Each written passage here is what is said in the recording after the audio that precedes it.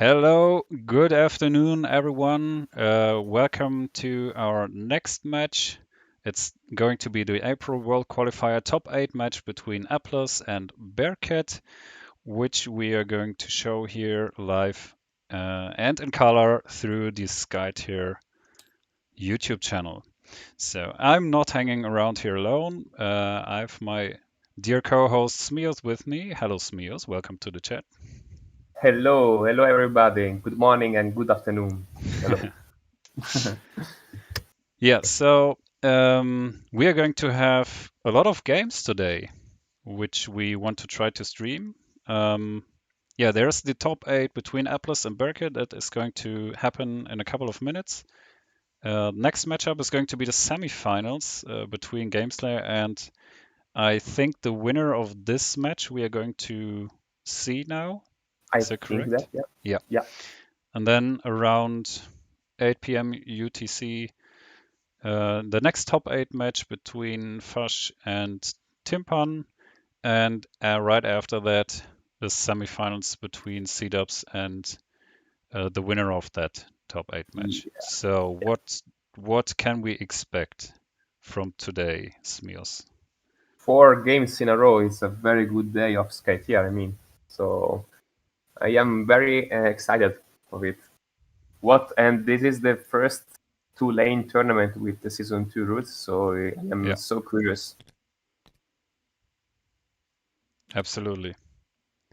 Absolutely. So this is going to be quite exciting. Watching so many games in a row, this is really cool. Yeah, yeah, Um, yeah. Yeah. Okay. So we don't want to. Just one thing. We through the times that we are going to provide and going to stream, we are sorry that we can't stream everything through the SkyTier official YouTube channel. So we might have to split up some of the games, and one of the games is going to be the top 8 match, Foch versus Timban. And so this match is going to be streamed through my YouTube channel, through the Zaraghul YouTube channel. You're going to find the link in the description to this video. So, yeah, so just remember to hit that subscribe and that bell button so that you're going to be informed right when there is going to be a live stream and you can just tune in right away.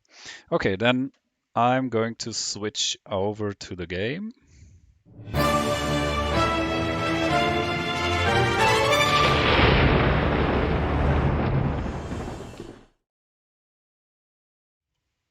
Okay,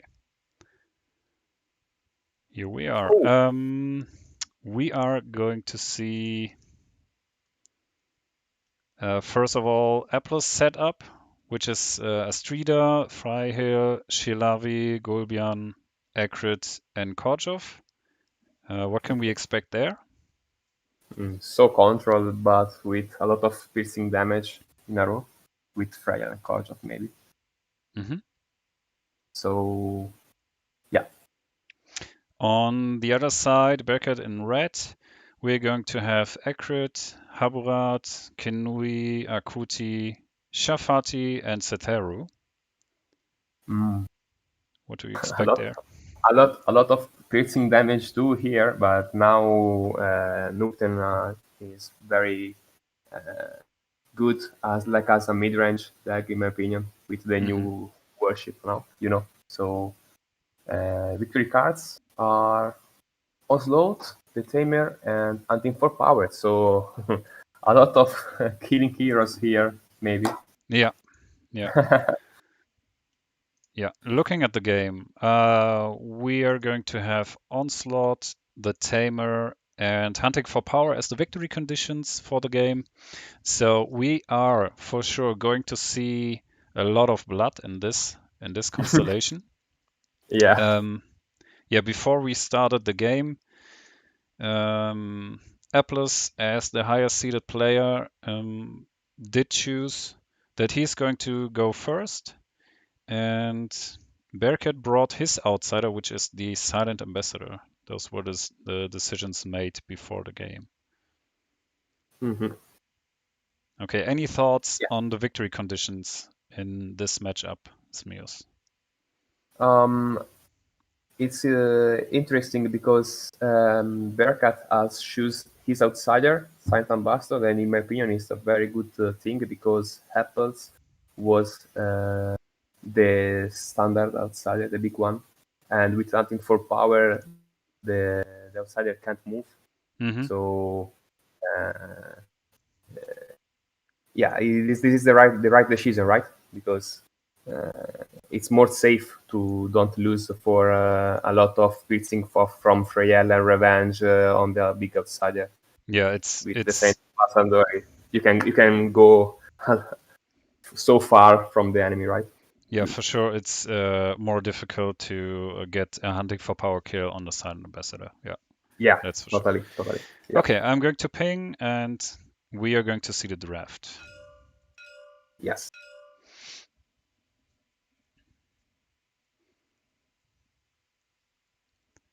So Apples is going to start with Freiherr. Okay. No surprise here. Mm-hmm. Yeah, she's the most versatile hero in the game, so no surprise totally. Yeah. I have one question to the chat right now, as I'm personally having some difficulties through the stream here. I can't see the live chat actually. I hope it is visible for all the people in YouTube. If not, then please someone ping me through Discord if there is any problem. I'm going to try to solve this. Mm-hmm. So Bearcat choose Akuti in the lane number one and Shafati on the center near the dome. I mean, this is interesting on one hand, as Akuti is obviously capable of killing 2 minions in a row, but on the other hand, she provides armor to the heroes. Yeah, Okay, everything looks yeah. good to you. Thanks, RG. Yeah, I can't see the YouTube chat, so maybe Smears, could you just jump into the YouTube channel, as I can't follow it from the streamer booth, Okay. to at least uh, get to know what people are writing, because I can't see it obviously. So Okay. we got Chilavi on lane number one as well, maybe as a counter through Atlas. Astrida is going on the left side, so lane number two. Mm-hmm. Maybe both players might think about, if I don't get those kills or the tamer or the hunting for power, I at least have the option to destroy the Nexus. Maybe. Mm. Okay. Birgit is bringing all Yeah, his mages. Astrida on the opposite lane of Akuti makes sense because Akuti can solve the pushing of Astrida pretty easier. Yep. So, and interesting the position of Chilavi. I can see the move, attack the minion, and go in the dome. Is a thing. I mean, I probably will see a big fight for the dome in this game. Hmm. We will see. Yeah, I mean, Korjov. Hmm. yeah, that's interesting. So there are, let's say, two mages on both sides, Yeah. and there's a lot of damage potential, as Haburat is in game as well. Shilavi is in game. You have one control hero on each side of the board, Akuti and Astrida, Mm-hmm. and on the other hand, a lot of damage. And yeah, as you said, probably the dome's going to be the place to be for all the heroes, and might be game deciding. Yeah, the dome and interesting the position of Astrida because with the Abrat is the only near hero on this lane. Apples can push the lane too very well. We can see. Hmm. We will see Yeah, what we will happens. see.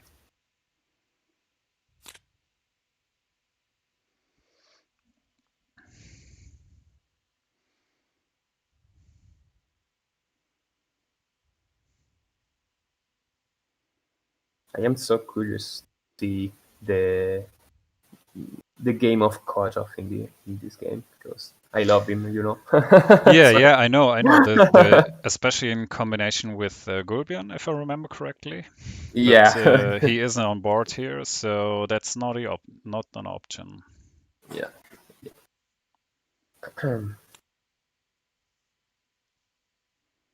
With the flux, we can see the flux presence to 1. So Oh yeah, this is going to hurt. Yeah, Flux presence turn 1 is always hurting. Yeah, as the decks are closed, so we can't really talk about the cards that are being flipped. So okay. we are going to talk only about the cards that are being played. So this is, I mean, this is obviously as they're going to appear on the stack as well. Yep.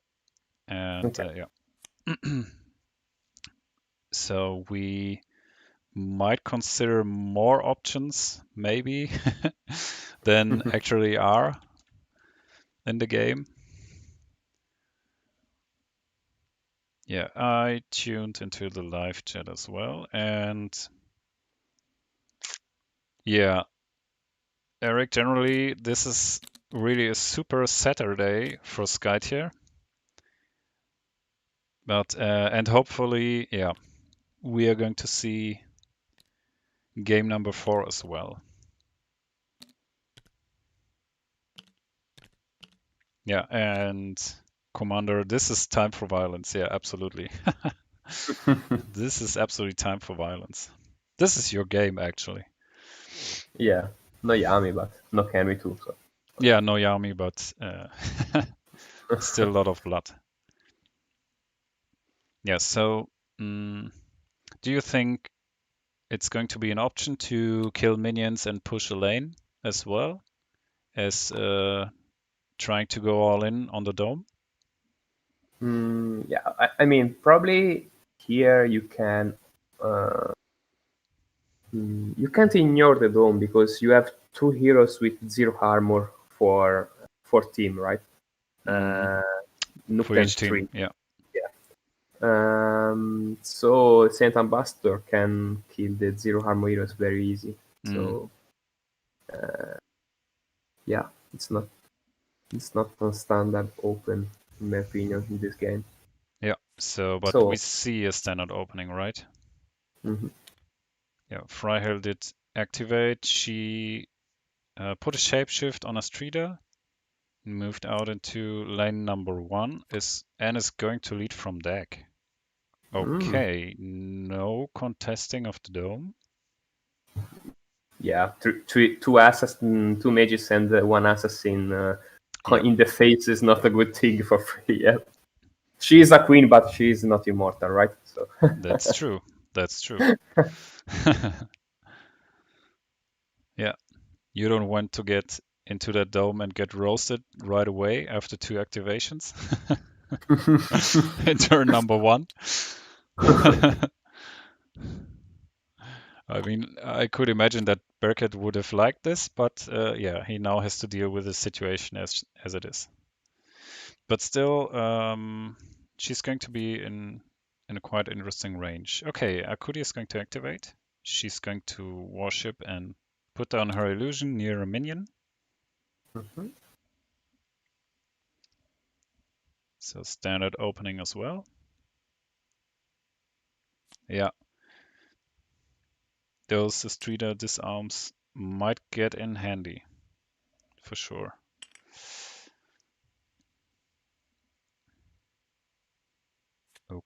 Okay.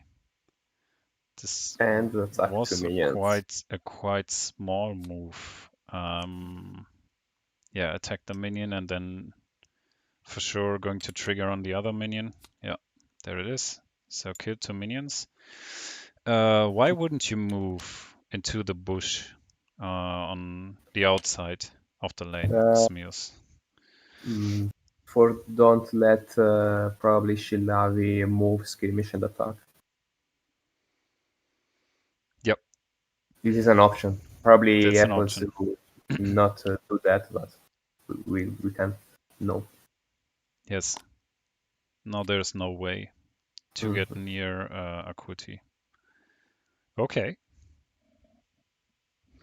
In this way, apples need a fast, right, to Mm-hmm. reach him, Sure. to reach her. Sorry. Yes. So Shila, we see immediately what. Oh, change lane or going to go.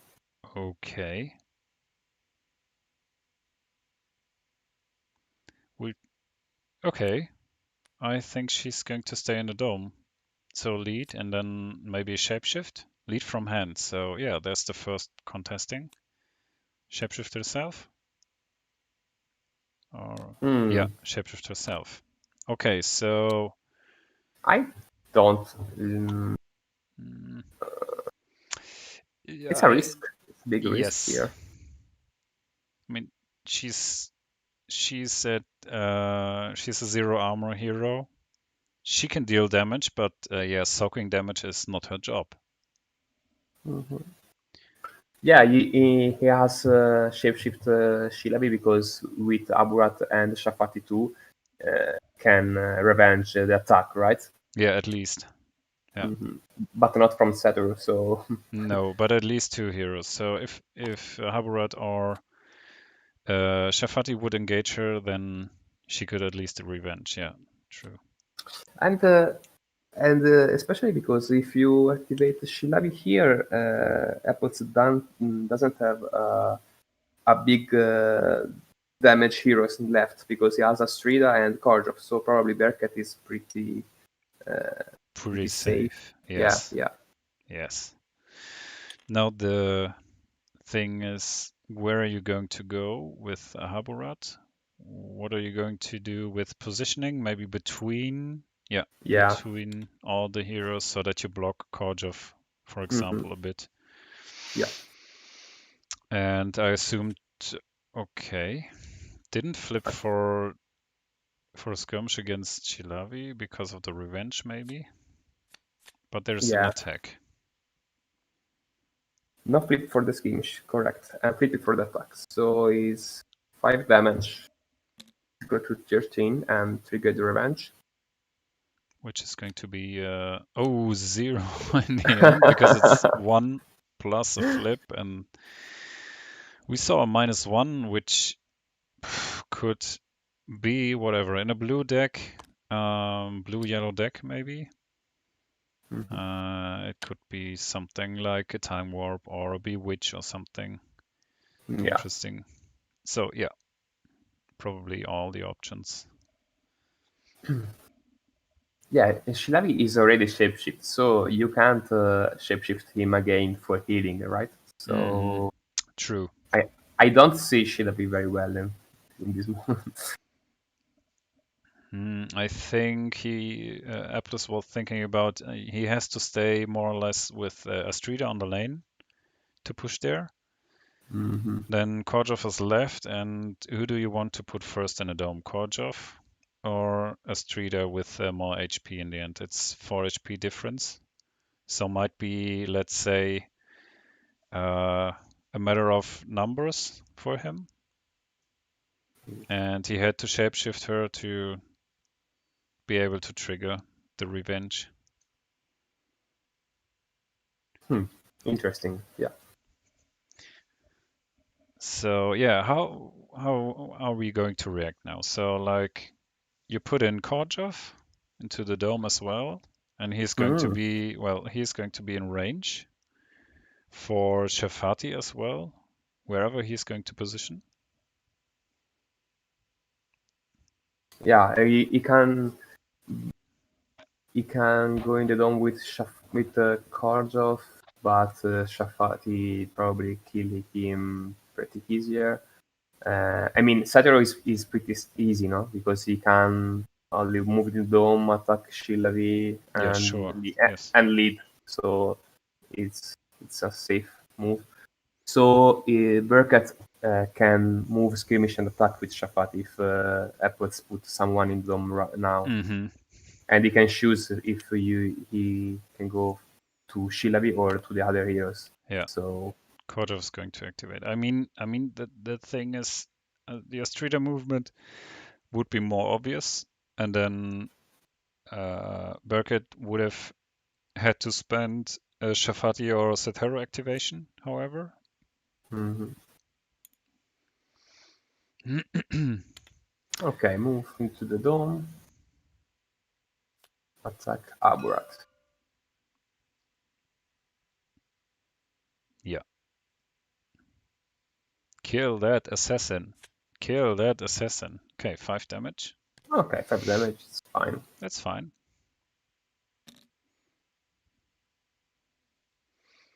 RGCommander is suggesting Korjov first activation in the dome. Don't be a coward. Make your mage your front line. Yeah, thanks. Poor mages. Yes. Uh, Move. so, Commander, you do the same with Kichi.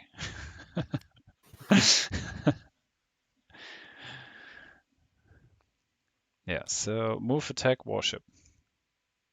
And shape shifting himself. Yep. Himself. Yeah, for trigger the revenge on the Shafati, right? Mm-hmm. Yeah. Yeah. So, Shafati or Sotero?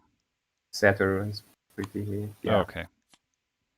more safe because with Shafati, is the hero that can go in the lane number 2 for a lead, no? If Yes. if Yeah. efforts stay in lane. So Yeah, that's a good positioning. You position in front of the of the Nexus, and you still have the possibility mhm, to change between lanes easily with just a yeah, move.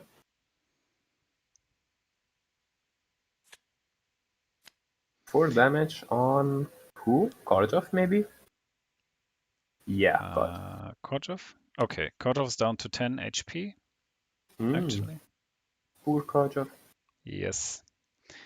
Yeah. And lead, as I said. Move Hmm. attack and lead. Yeah.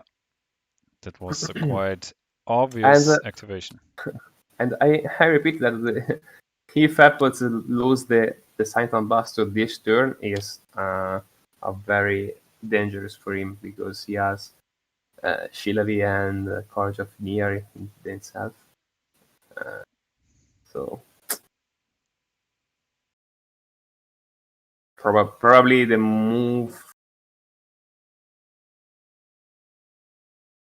is Strida is a plane maybe.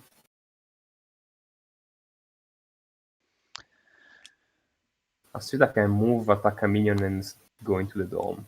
It's, Yeah, she's shapeshifted, so she can spawn a minion as well. yeah, and the lane was lost from Berkat. He has to choose if win the dome or Oh, moving directly into the dome. Okay. okay, Astrida, aggressive Astrida. I like it. Mm. And going on Haburat. Yeah, for And take the she's going disarm. to, yeah, she's going to put a disarm there. Yeah, and 3 damage. 3 damage is okay. Why? Why not? So if he has presence, he's a very good position now. Maybe Mm, no presence. warship on herself, I assume.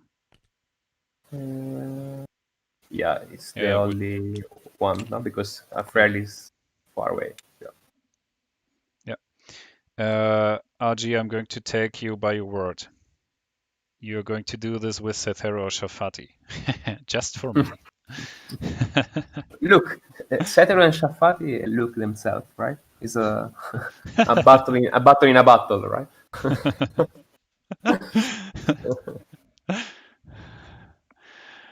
Oh man.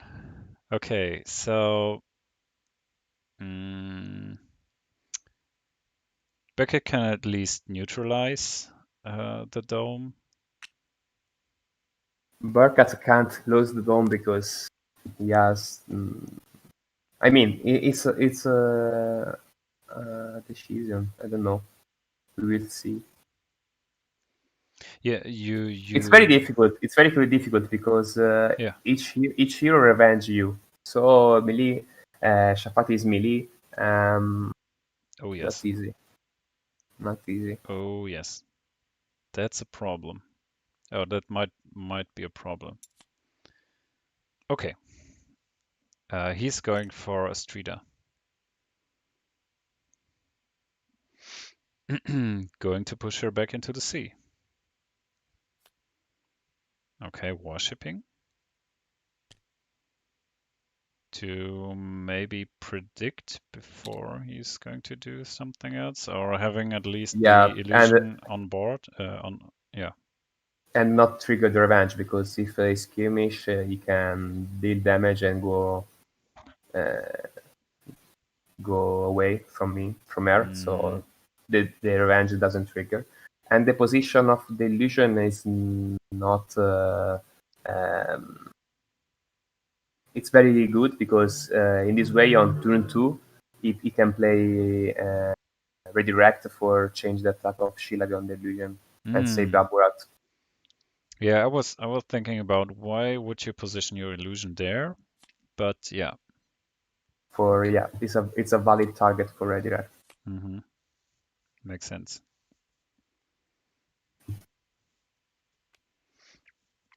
Yeah, Burkett is predicting a card. Yeah, I and assume, yeah, Astrida is the target of the skirmish. one damage Mm-hmm. And moving. away. What? Ooh, good position for Soul Scream. This Mm-hmm. Slash Soul Scream. Oh, yes. I am a little fan of this this thing, but Yeah, won't happen until turn 3, actually. oh, so we serve the lane and lead of one for Freya. So Akuti win by one. This is Mm-hmm. very important. This is very important because now apples have to pay attention to the Nexus 2. So Yeah. This is the thing. You and put the pressure tower. and you Yeah, couldn't put pressure on lane number 2. Yeah. and no additional cards for apples because he's two tie and one lose, and the Mm. Berkat is a card advantage here. Oh no!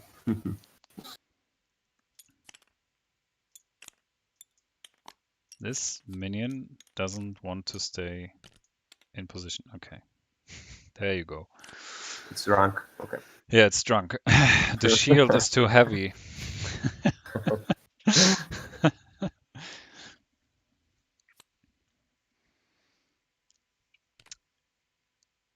Okay. So in this moment, Seteru and Shafati are one armor, but not Abrat. Yes, he's too far away from the Hmm. illusion. Yeah. Okay. Round 2.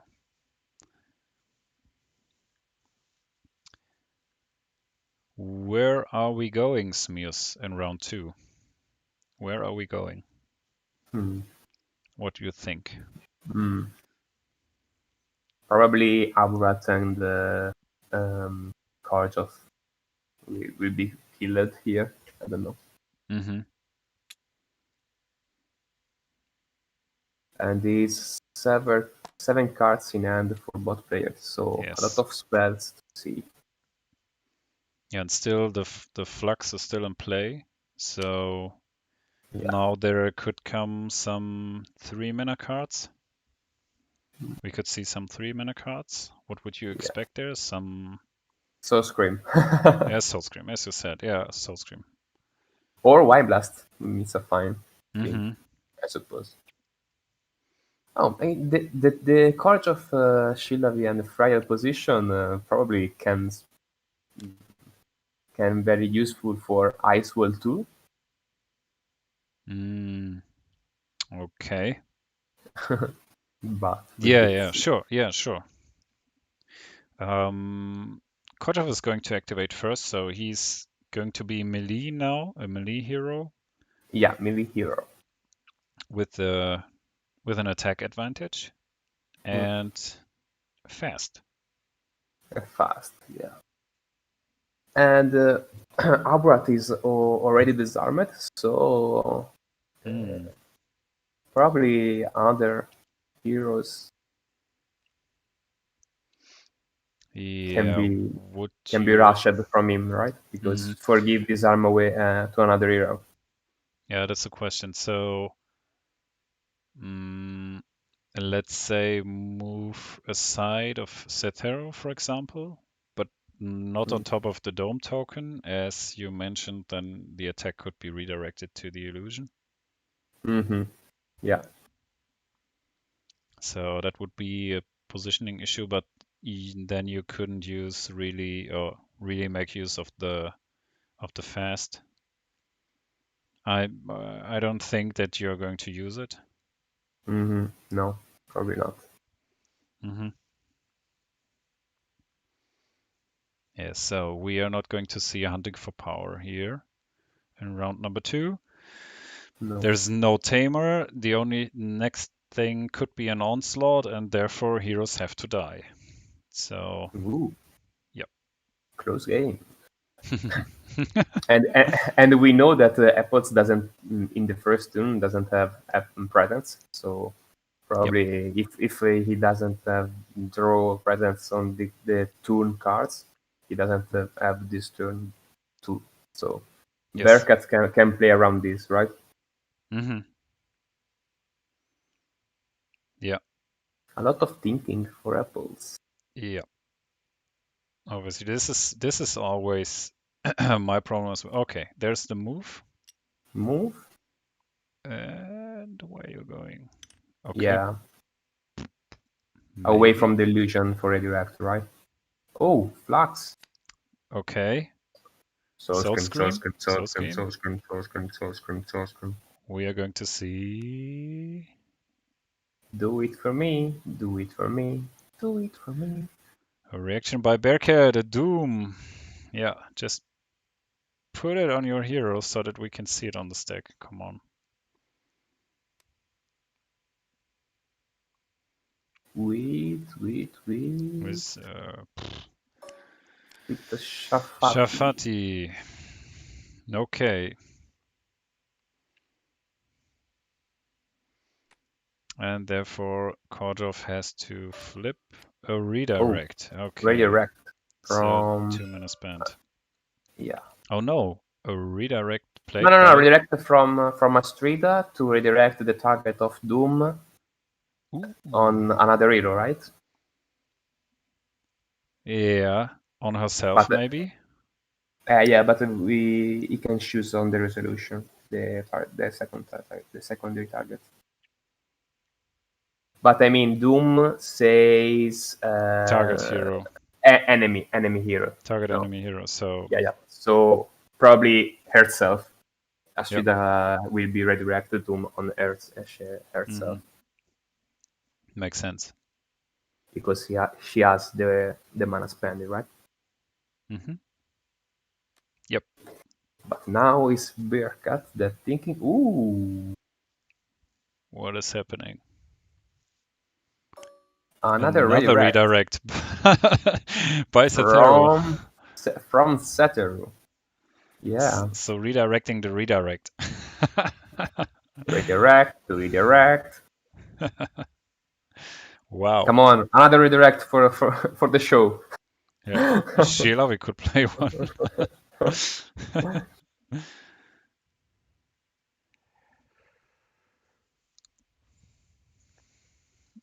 So yeah, then redirecting a redirected effect, then I assume the Doom is going to go off on Korjov.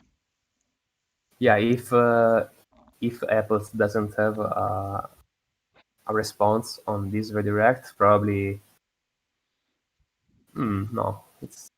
He can spend the mana of Korjov for do something if he has in hand, but we don't know. Yeah.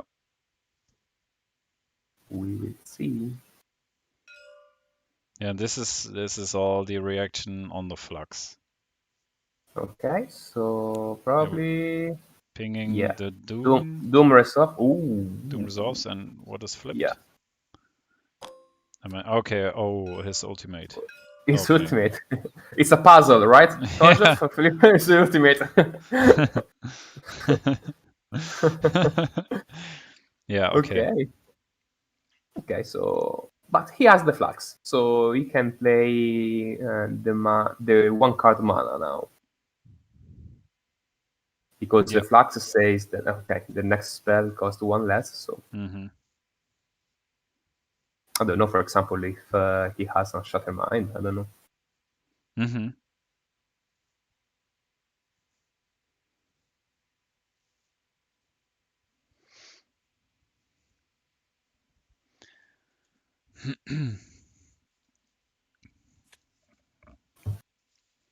Okay. So declare on attack, okay, on And Fu, Shafati, I think. okay, He, yeah, because for the same forgive him disarm, right? yeah, Haborat is already disarmed, so that would make Yeah, sense, yeah. yeah, probably. I don't know if this is the totally right solution because the yellow cards has a lot of remove condition, but we will see. So 4 damage on Shafati Yeah. and disarm. So move, attack, and 1 action left. Mm, Skirmish. skirmish and With targeting Haborat, I think. yeah, probably Abrat. And skirmish with +1, right? For the Sentinel ability. Yep.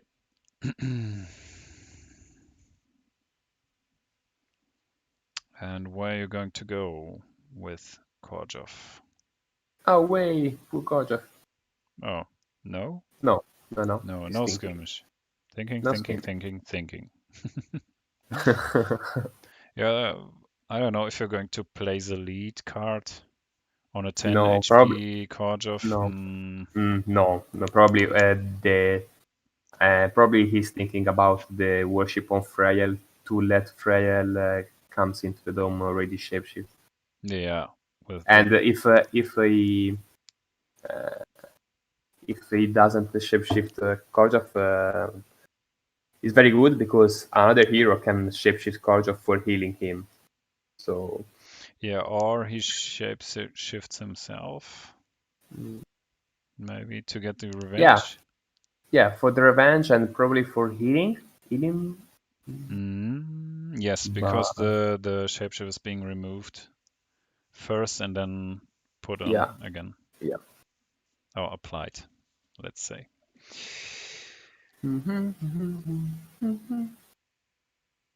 Yeah, Eric, if Akuti had warshipped after moving turn 1, Haborat would have armor.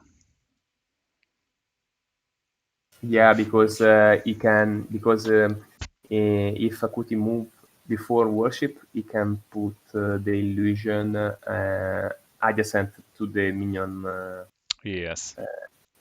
in the middle, right in the center of the dome, near the dome. Sorry. Yeah, he did warship first. I didn't remember that. Mhm. With Akuti, okay. Yeah, there's the warship. And Worship on himself.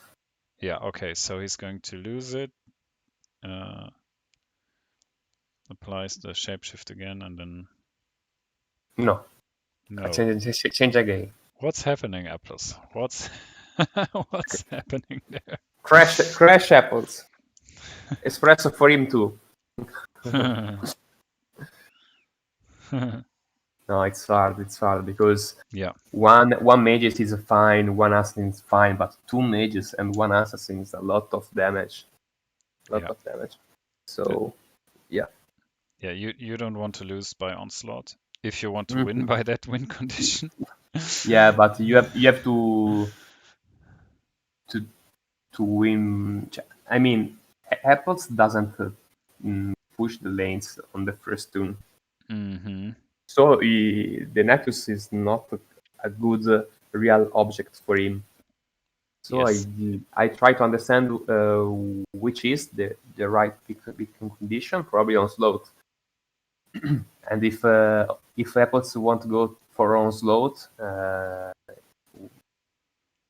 He can't lose the dome. He can't lose the hero. So Yep. yeah, Gorjov is very scary to stay between Habrat and Shafat. You know. Oh yes. And especially with no mana left. I mean, he could skirmish and then move, let's say, on top of the Shafari's illusion. Yeah. Yeah, it's a difficult decision. So, and the next thing is Skirmish. you block as well the hex for Freier to enter the dome. One of the hexes. Okay. Yeah. So the skirmish targeting Abrat, if I understand. Yes. The I tab. would say Okay. so. Now they are reading for the ability. Ooh, Ouch. 4 damage. 4 damage. Down to Wow. 6. If Oh. Korjaf attack Habrat instead of Shafat, Habrat now is at 2 HP. Very better, maybe. By the way. Okay. Yes. Oh yes. Leaving the gate open for But Freier. he left the dome. Okay. Yeah, So it's a no change, let's flux, say. no flux, and he has left the dome. Okay, interesting.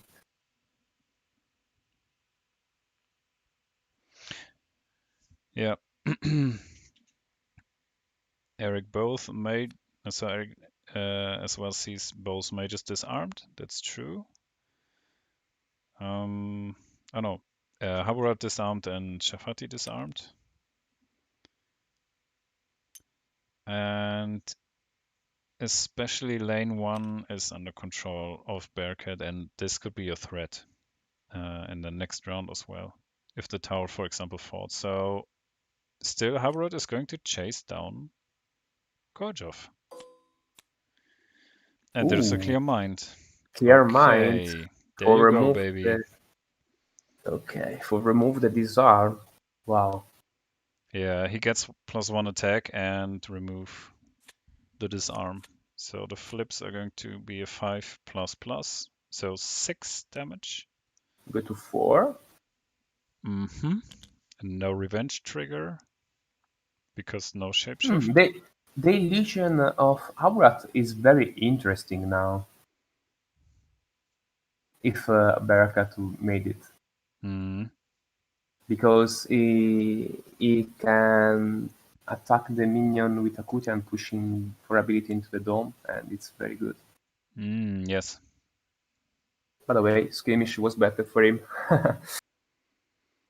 So we will see what flip. +0. Good for apples. And go to the dome, into the bush. Hiding himself.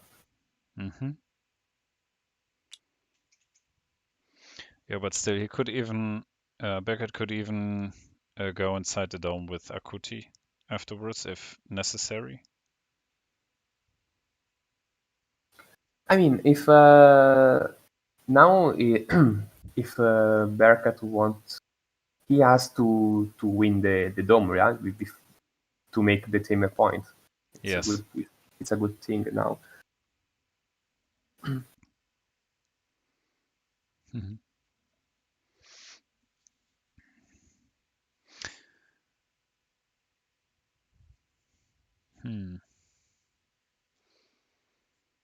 So, what could happen next?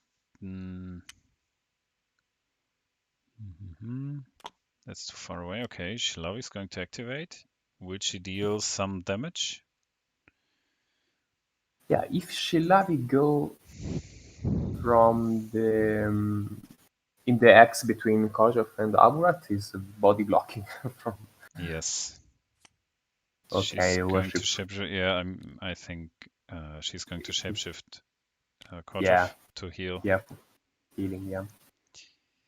Let's see if he's going to flip another -1. No. Okay, healing 1 at least.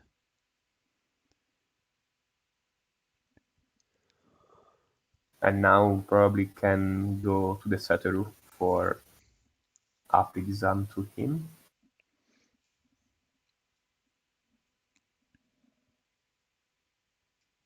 Satoru has no mana left, so Yep.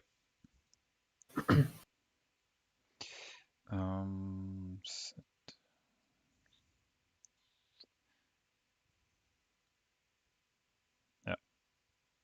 So no redirect possible for attacks or no. something. Yeah.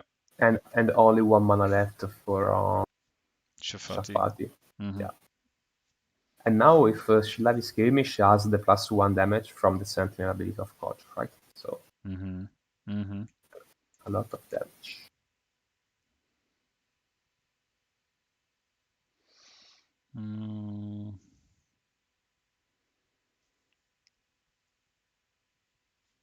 Yeah. The big question is the weaker target. I mean, I probably target Satoru now. What can Bearcat have? I don't know. Yeah, they're both projected through Akuri's illusion, so they both have 1 armor. Yeah. Okay, When there's skirmish on Satoru. Okay. Yeah.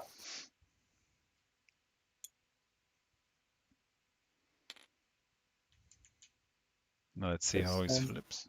Yeah. 1+.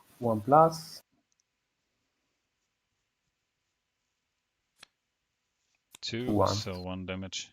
1 damage. HP loss. Yeah. 2 damage, but 1. No, that's not correct. He's projected. It's So projected. yeah, he would have lost only 1. Okay, and 5 damage attack. Okay, but he forgot the armor from Akut Illusion, right? Yeah, 2 times. Like with the skirmish and the attack. So he should be at he should be at 9, yes. 9 instead. And disarmed.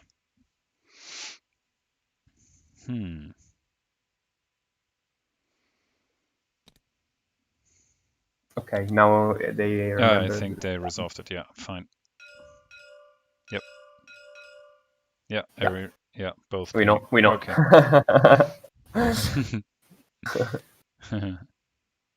Yeah, good job.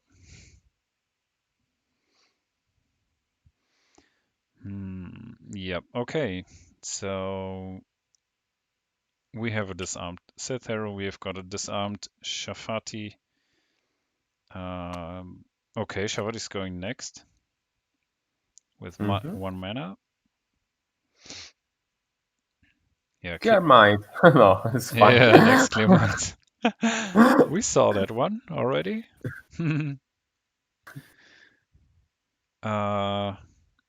Yeah, but do you want to use it? You don't want to use it on Korjov, because if you win the outsider, then you get a tamer point for sure. Pretty sure. I mean, he's at 5 HP. And yeah. Okay, depending on positioning, he might get a revenge trigger. Yeah, it depends on positioning a bit. I could imagine. Shafati is a good target now because he can't revenge, right? So. Yeah. Not shapeshifted, so no revenge. But 2 mana open, so he can has the time warp maybe. I don't know. Shove, Snowblind. Shove, yeah. Okay, skirmish, no target. Okay, and good. Too scared. Too scared from those targeting issues, guys. I don't know. Talking about skirmish, how about you, Smeoz, with the skirmish rules? And do you think you are using skirmish less or same amount? No. Same amount. I mean, with trying to deal damage. Okay. Yeah, no, yeah, okay, yeah, more times to for make damage. Yeah, for sure. Oh, I need another clear mind from Seth. Yeah. we As have Coley. yeah, you we called have it. Coley. You called it. He had 1 mana left and he used it. Yeah. Yeah, but you need to spend cards against the disarm, which is fine. So look at the hands. Burkett is down to 3, and Apples Hmm. now has an advantage of 3 cards. So okay, 5 damage. Oh, he killed Korjov. Yeah. Poor Okay. card. Yeah, Every game the same ending. yeah, he's always dying. I don't know why, but yeah, he always dies. And to move back into the dome, I assume you want to win the dome. Yeah, it's strange because Freya never casting not anything, so probably Mm, no healing cards from her because I don't know, but yeah, that's try to. strange. I mean, she Yeah. was she was adjacent. She could have Hmm. played a lot, and she's full of mana, so 2 mana available, which Hmm. means you could play 2 healing cards and Yeah, prevent Kojo's death. so Hmm. strange. Okay, trying to block Freihill a little bit. Let's say at least make the move into the dome a bit more difficult. Hmm. Yeah, but the Freya, problem, Freya can't left the lane maybe yeah, because he risks to lose the tower. yeah, that's a big problem. So it's 5 against 3 on lane number 1 who are counting, and still Akuti is going to activate. Hmm. And yeah, so we've got on Apple's side we've got Astrida and Freihill left for Yeah, activation. and Astrida no mana left. Yep.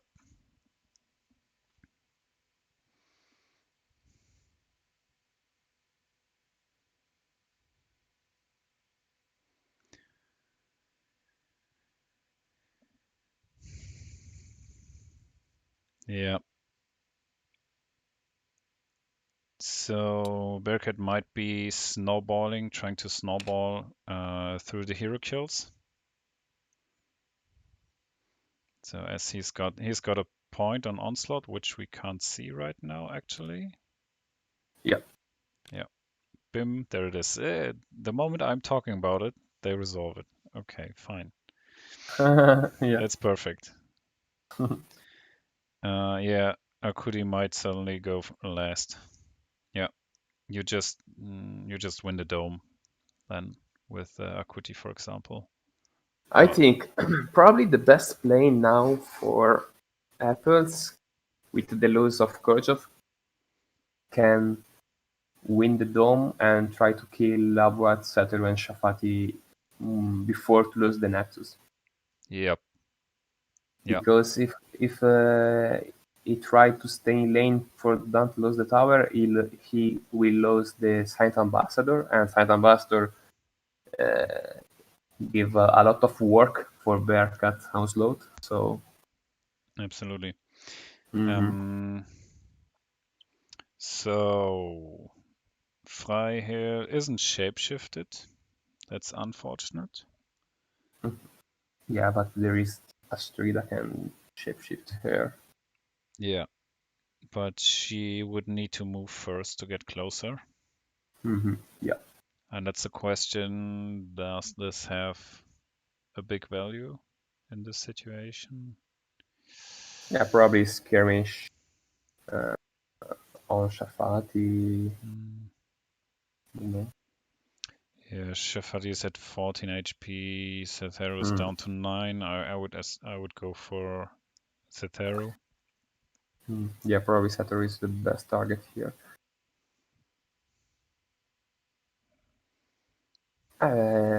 He need a presence, right? Yeah, yeah.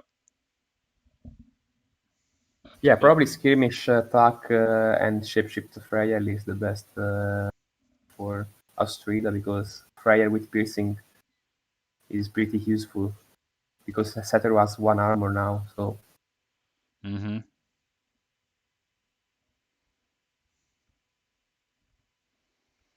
Yep.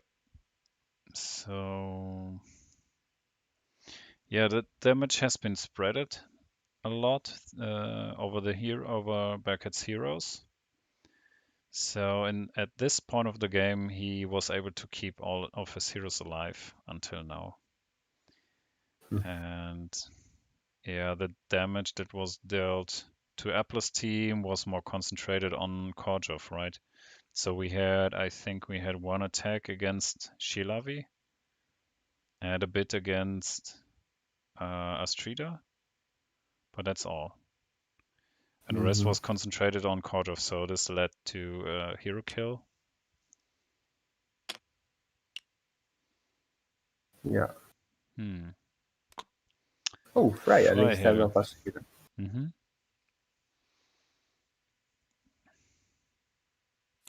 Worship. Eric, even if Satoru had a clear mind, he couldn't play it because he's out of mana right now. Oh, worship on Shilavi for healing 4. Wow, Wow. this is a good point. No, That's 17, 7. not 18. Yep. Okay. But he has lost a +3 on a flip, right? Oh yes, that Yeah. that would have been a nice skirmish flip.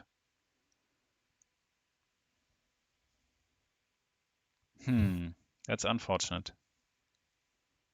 Yeah, Satoru has to be activated, right? So Shilavi is a risk that he will not be adjacent to an enemy hero when he wants revenge. So I don't know. So Okay, Freiherr is. Ryan moving to the dome. Okay.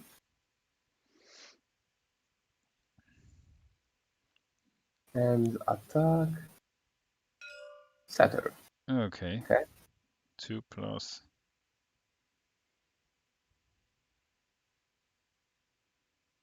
2 plus. Suspense. 1. So 2 plus 2 HP. 2 HP loss. Yeah. Yep.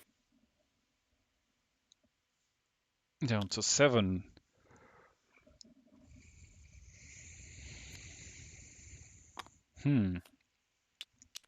No presence. No presence. Yeah. But No this 2 mana left is so interesting in my opinion because all apples has a lot of 3 mana cards in hand now, and it has nothing to cast.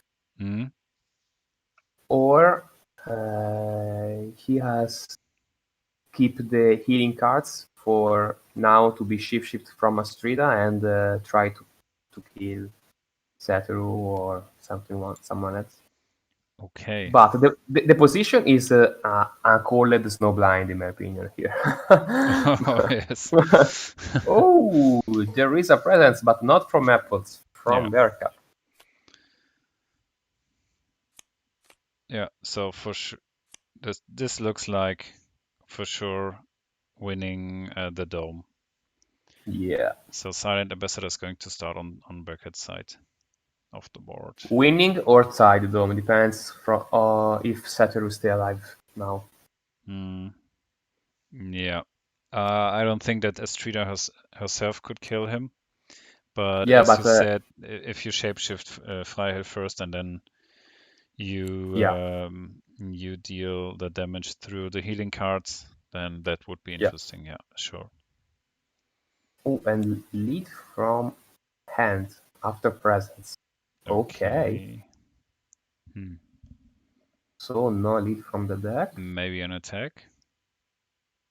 Still one action left. Yeah. Not a good value because if yeah, worship. Okay. Worship. Okay. Yeah. So you could Ve- redirect another attack maybe. from their next turn, because now no mana left for the Bearcat heroes. Mm. He has predicted and they keep one card on top and one on the discard pile. So he wants to flip or draw the card on top of Yeah, he's going to that. win lane 1, for example, and he's going to draw a card. He's going to win the dome, Yeah, probably, but he and win a has card. to he has to activate Saturn now Ah, yes. after Astrida. So Yeah, sure. let's see. Hmm. Astrida.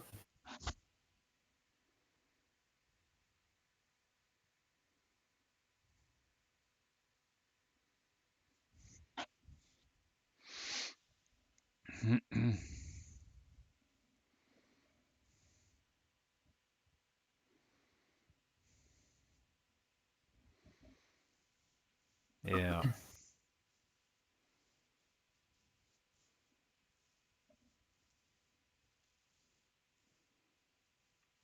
Yeah, so we think that he's going to shapeshift Freiherr, Mm, maybe, and then maybe, trying to yeah. deal damage. Yeah.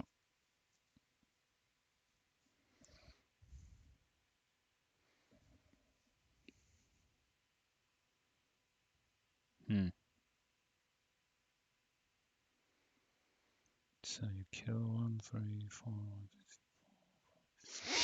I mean, if you would move Astrida outside to lane number 1 with the move skirmish, and then you attack one of the minions, then you could spawn one of your own minions, and then it's 5-4.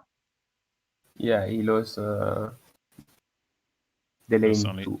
yeah, Mm, but only by 1 and not by yeah. maybe more.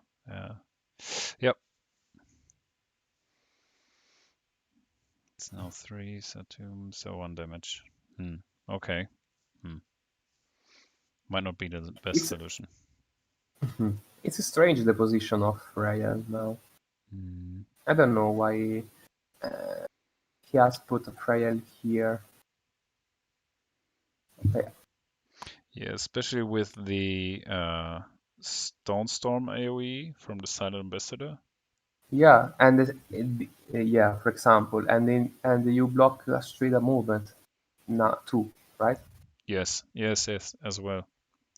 So And for example, if Berkett has a lot of, let's say, AoE cards, yellow AoE cards on hand, then this positioning is quite deadly. mm, Oh, yeah, totally.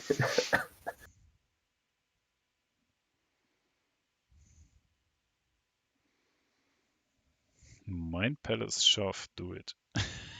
Okay. Yeah, Hmm. my Palace presence is funny, but who knows? Yeah, who knows? Yeah, Astrida at least is going to activate. This is obvious, but what is she going to do? Thinking. Yeah, And thinking. here we go. I am cool.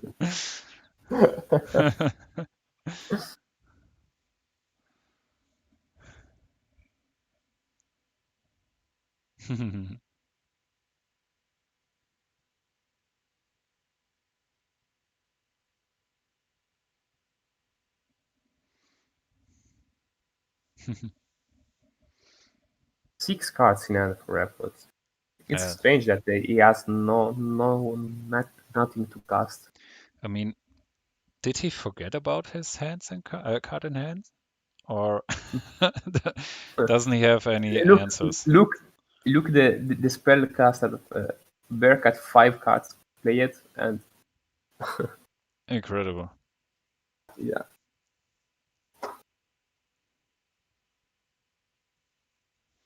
Hmm.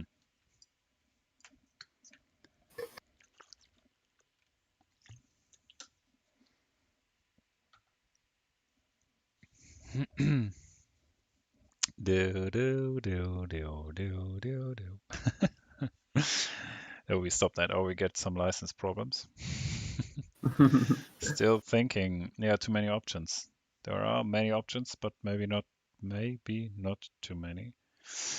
Yeah, I mean, this is a in my opinion, two options. I don't know what Apple's have in hand, but if us the healing cards Yeah. enough for killing Satoru, he has to stay in the dome, right? Yes.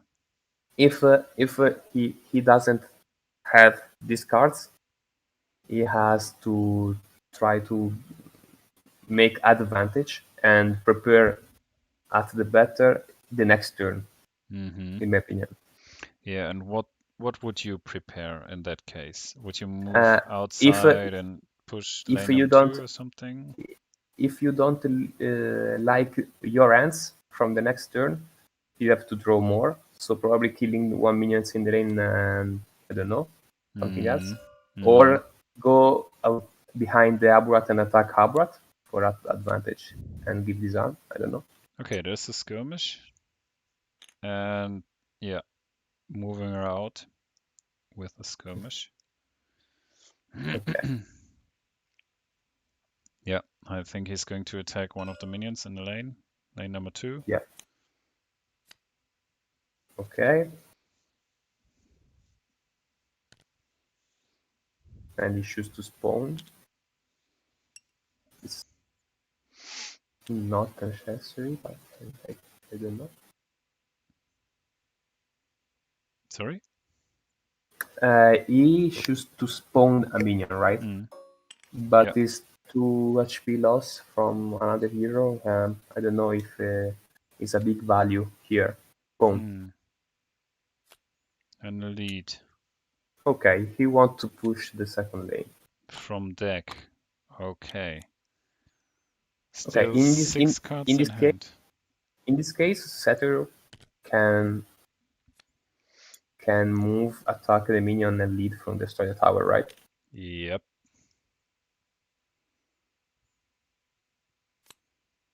Lead from deck, I assume. Okay. Attacking a minion, he has got a 1+ on the attack as he's disarmed, but this is still going to be enough. We didn't see any -1 flips on Brackett's side, if I remember correctly. Only a -1 flip on Apple's side. Yeah, and the decision to go out of the dome with Astrida is not very good, probably because if he lead in the dome, Satoru has to stay in the dome for Yes. win the dome. Now you have to concede the tower. Yes. Sorry, got a small interruption from me. I'll be right back. Okay, so Shilavi cast Nightmares Incarnate. Can you hear me now, Zara?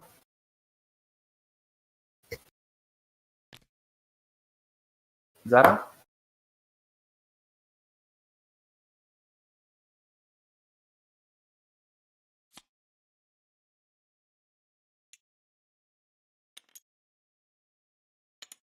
Zaraghul?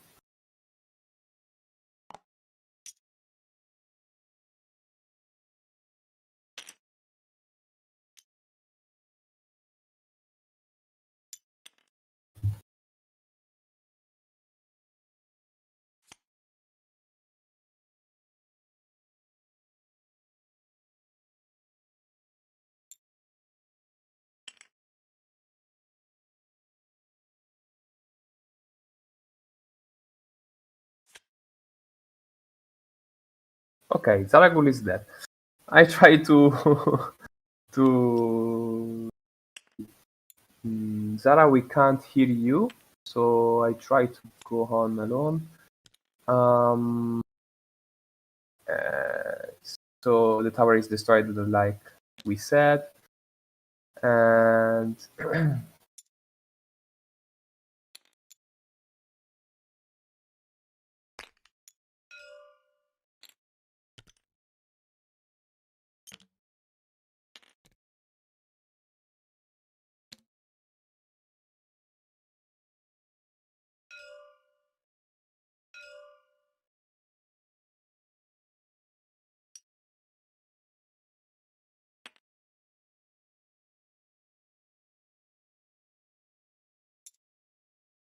Okay, Bearcat choose to put the token here. Apples wins a lot on the second lane, but probably it's not so important now. But the very important thing that is that Bearcat win the outsider, right? So can prepare at the best his onslaught, especially or put the heroes so far from object one and win the nexus is the very big option from him. All option is pretty valid in my opinion. At the same time, I tried to write to Zara.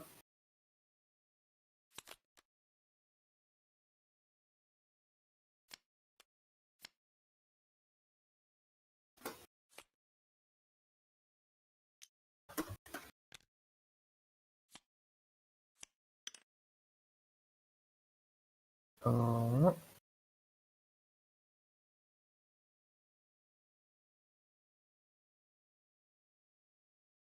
so, what happened here? The only thing that Bearcat probably has to pay attention is hunting for power now. So he has to position Silent Ambassador very well and not risk to lose from hunting for power.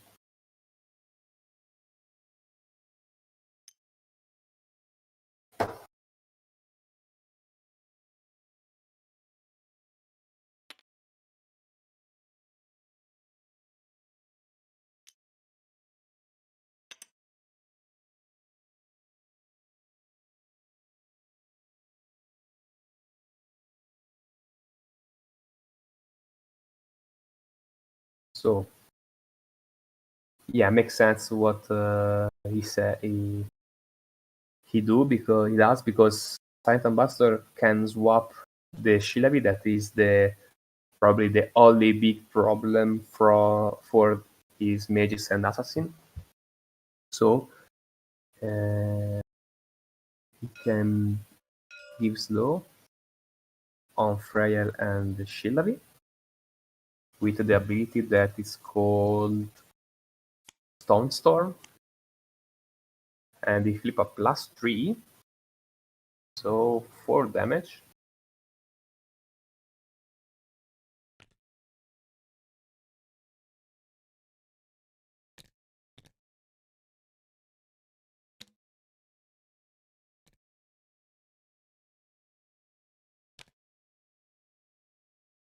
And slow to Freyel and Shilabi.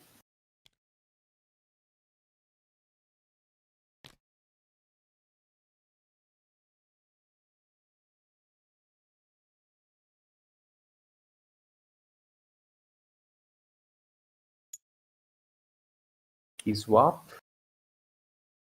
Freyel with himself. Makes sense. So now Freyel is slowed on the opposite of lane 1, so it's very difficult for her to save the Nexus for apples. And the last decision is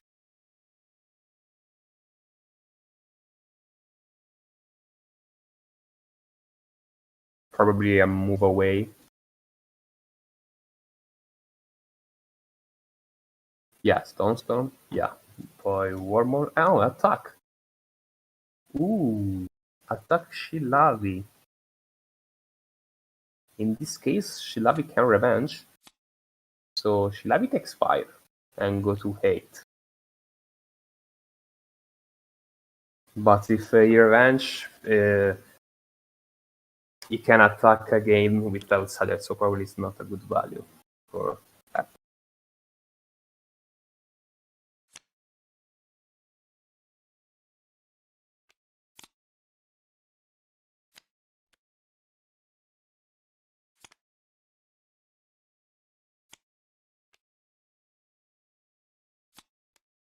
So, go to cards and start with the turn 3.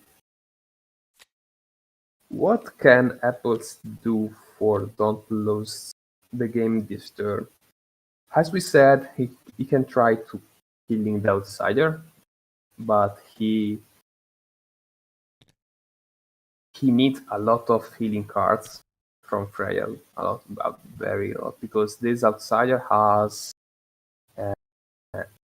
18 HP, if I remember correctly. Yeah, 18 HP. So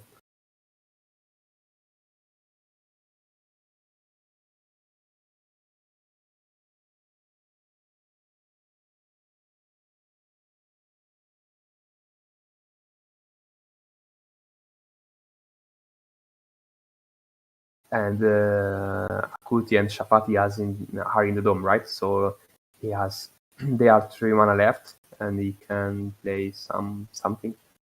So the dome, yeah, is very safe probably for Bearcat to save the outsider with redirect, with bolt cards in response to the late bolt from apples. So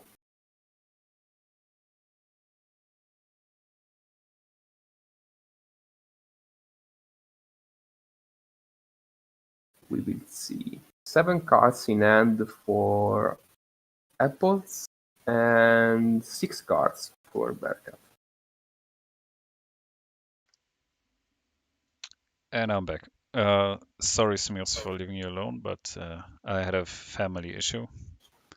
Oh, no problem. Yeah. No problem. What, okay. What did I All miss? okay. All okay. Yes. Okay. Nothing. That Apples has choose to push the lane 2. I don't know why, but and he has lost the tower on lane 1, and he has lost the Outsider. the Silent Ambassador. The Silent Ambassador gives low to Pillavi and Freya, because if you remember, are nearest. Yeah. Yeah, and he chooses to swap Freya and the Silent Ambassador. Okay. And now attack Shilabi for 5 damage. Ooh. And now it's turn 3 and the first activation for apples. And he's down by 1 hero, as Kojo is coming back probably in round number 4. But yeah, the question is, will we see round number 4? I don't think so. No, I don't think so. Yeah. It's very, very, very difficult for apples to protect the Nexus and at the same time don't lose from onslaught. So, in my opinion, in this game is off for apples, but we will see what can he do. Yeah, so I think maybe one option could be hunting for power, but then you have to create a stack in which you're sure that you're going to kill it.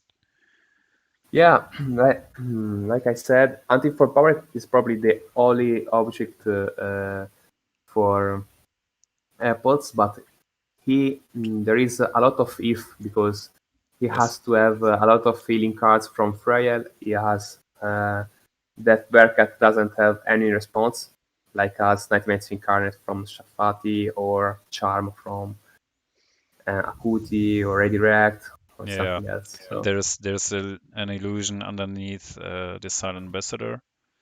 So yeah, and Silent Ambassador is on top of the illusion. So okay.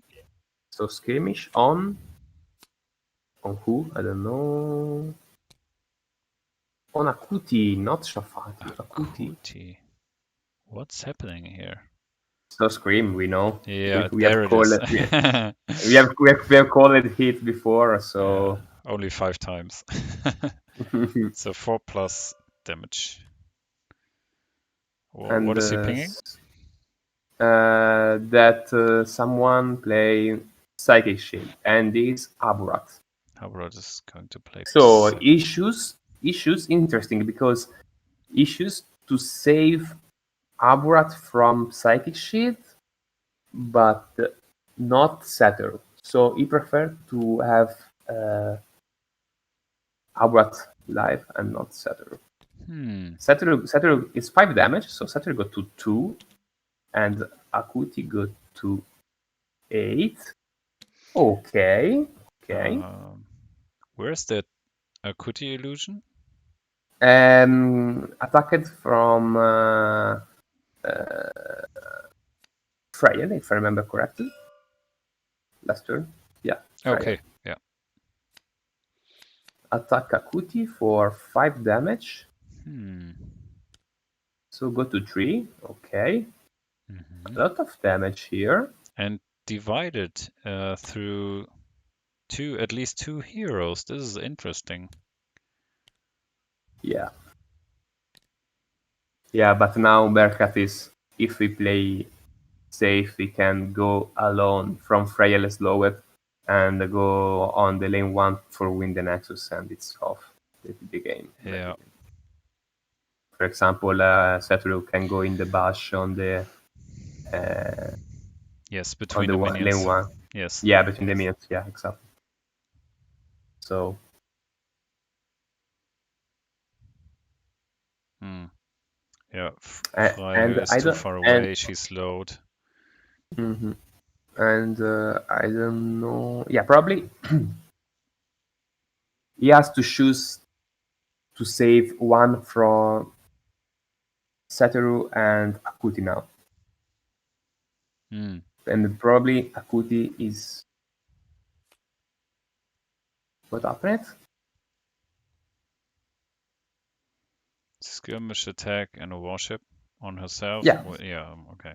So Okay. for the revenge. Mm, yeah, I said that if he doesn't move Akuti now, Freya can back into the dome and killing her. So if we move away, Akuti is fine in my opinion. Move Kirmish and lane 1 and lead, and you block the X from Strida. It's very good. Okay, Eric wrote that there was an Nightmare Incarnate on the Akuti illusion last turn. Oh, Nightmares Incarnate, right, correct. Thanks, Eric. From Shilavi, yeah, correct. Mm-hmm.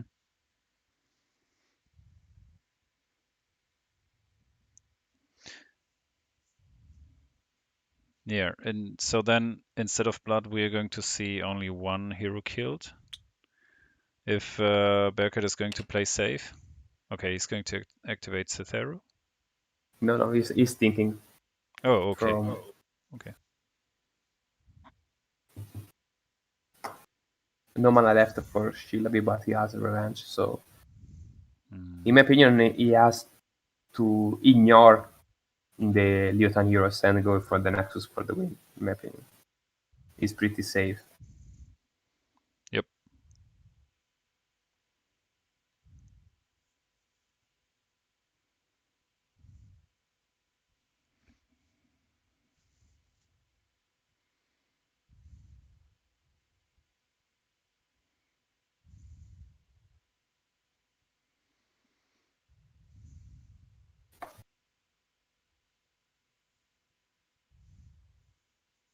Hmm. He go with Aburat. Oh, Okay, right. so he chooses to use Aburat. Okay, Hmm. interest. Very interesting because okay, it's slow. Yeah, correct. Yeah, Firehell is slowed. Mm-hmm. I don't So, know if we play Charm or something else. mm-hmm. Yep. Move. Okay, Hmm. okay.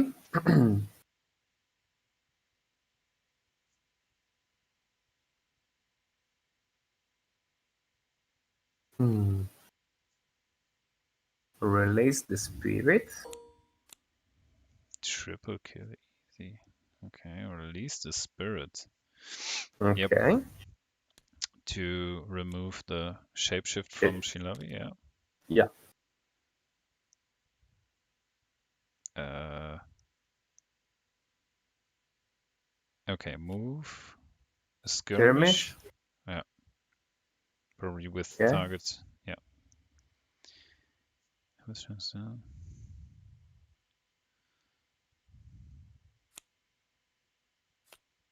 I don't know. In this way, you has to give an apples an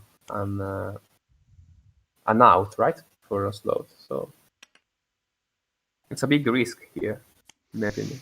Yep. One damage, okay. Hmm. And an attack. So he needs a +3. Okay. Oh, hey, Gameslayer.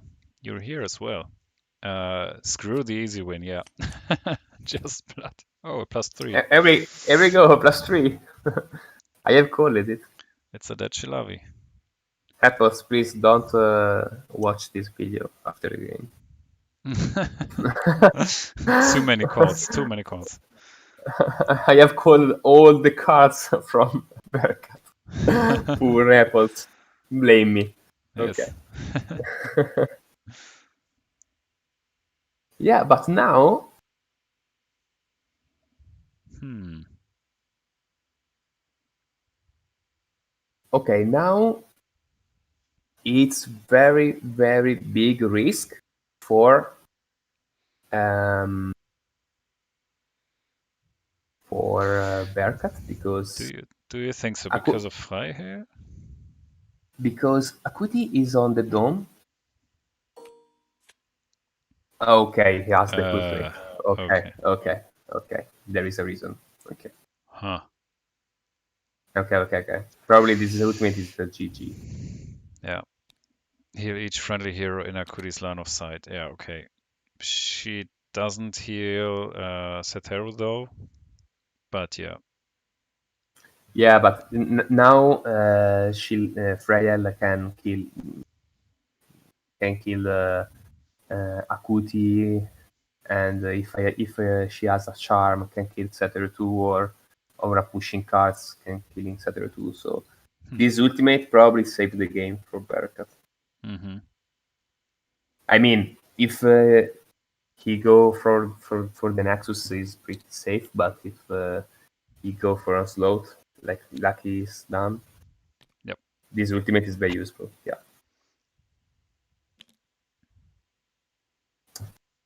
Yeah. The only one in, or the only heroes in risk of dying are Seteru and Akuti somehow right now, Mhm. but yeah, that's quite difficult for Streeter and Freiherr. Yeah, especially for fire slow. Yep.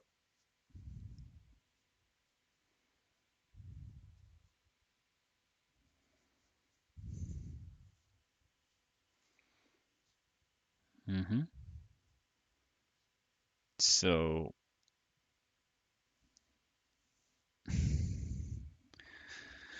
I think hunting for power is off the table, maybe. As Shilavi Yeah, doesn't do what we did expect. yeah. I mean, probably he has to try to anti for power with Soul Scream because he can attack the outsider, draw card, outsider give disarm, take disarm. So if the outsider can attack Shilabi back, he takes only 1+, so it's Yeah. fine. And or if he move away, you can move away with Shilabi and play on Soul Scream. But only depends from for Freyr, right? Because you have to prepare Freyr before going to the dome and shapeshift and pass. And when the outsider chooses to move away, you can shot the outsider with the healing cards from Freyr. Mm-hmm. But probably if Apple's playing this like as done, probably he hasn't so many healing cards in hand. Yep. I mean, he has played only 2 cards, so probably not the best hand from the turn 1 from him.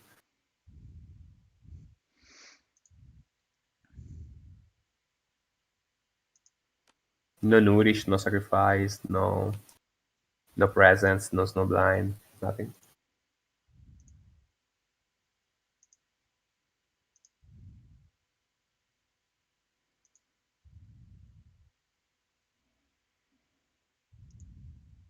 So now Apples can start with the to click the ticking.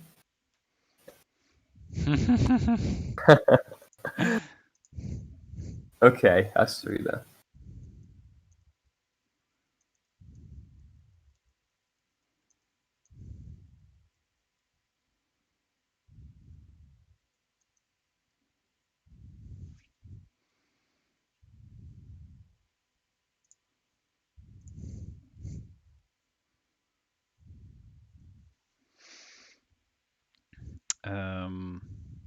Yeah.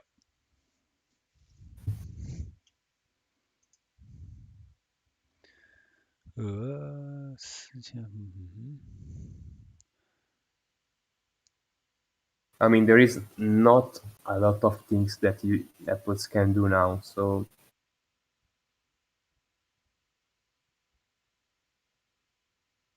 Okay. So we have to see. Okay. Sync chat. So I'll just have a look into the streaming channel. Sorry, Smeoz, hmm because of organizing the next game. yeah, okay. It looks like GameSlayer should be available to start right away after the game. I think we might need a pause, maybe. I think it's the winner from this game against GameSlayer, if I understand correctly. So we just have to handle this and let you know as soon as possible. Okay. So 7 p.m. This is going to be 6. I'm going to change the time in the schedule.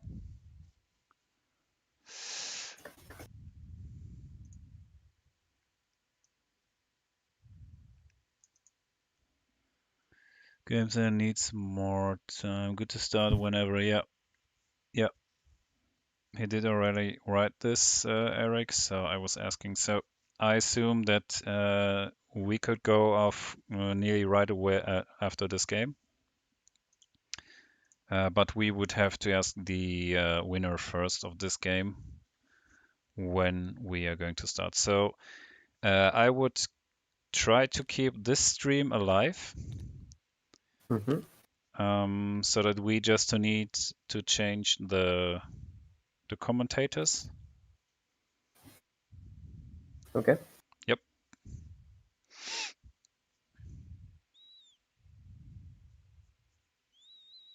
yep. I did understand you, Gameslayer. I just don't know what about Bearcat or Apples in this case.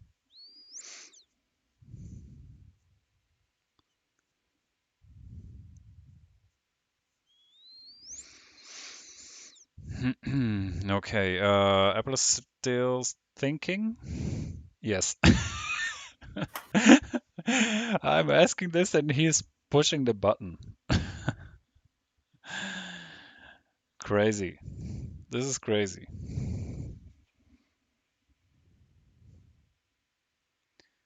Yep. Yeah.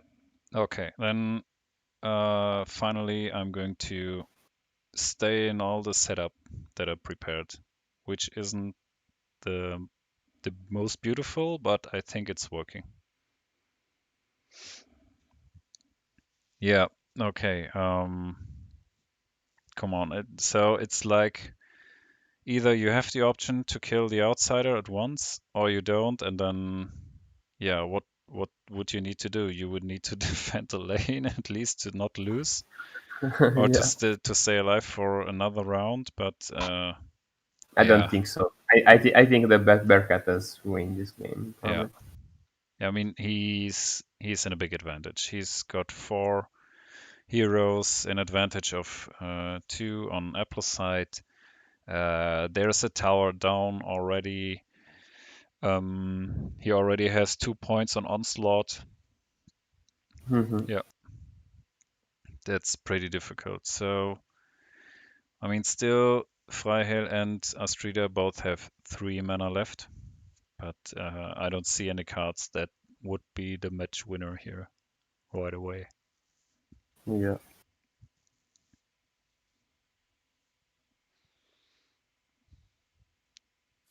Okay, so Astrida move. Mm-hmm. Okay.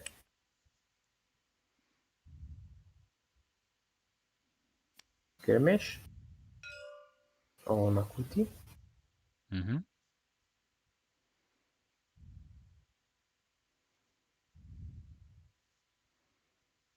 Yeah. Okay, 1 damage. One damage. No illusion, so No, no Shafati Akuti. Okay. down to 5. And killing Sadero. Ah, yes, with the attack. Yeah, I mean it's a 2+.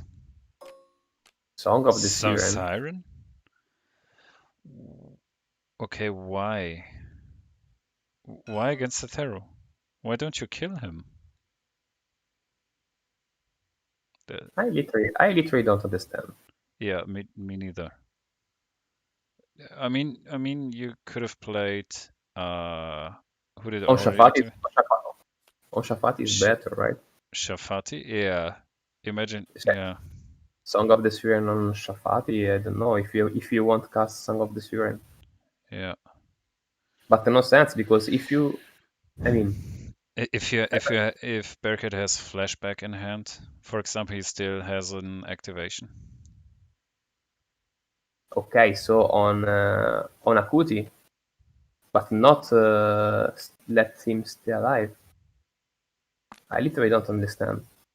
Why?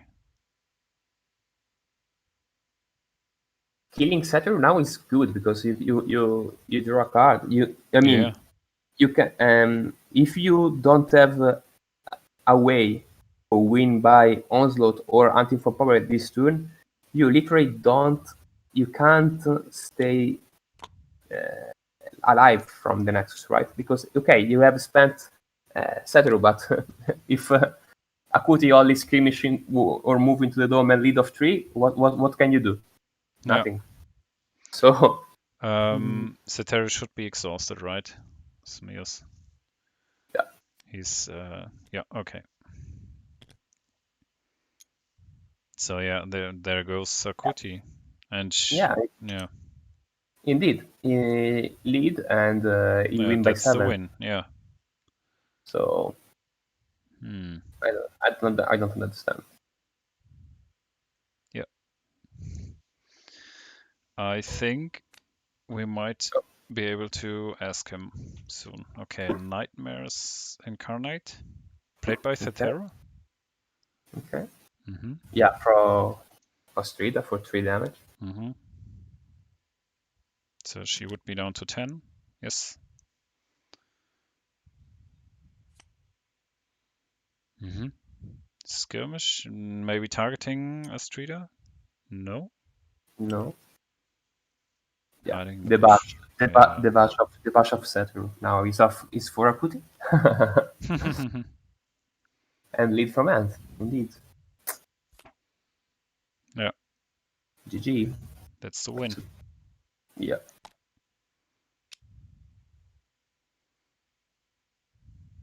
So we see Oh, a slowed I fly mean, here. or Freya, what can she does? I mean, he Hmm. has to kill Satoru, Kuti, and Dabrat on one activation. She's Yeah. a queen, but she's not a. I don't know.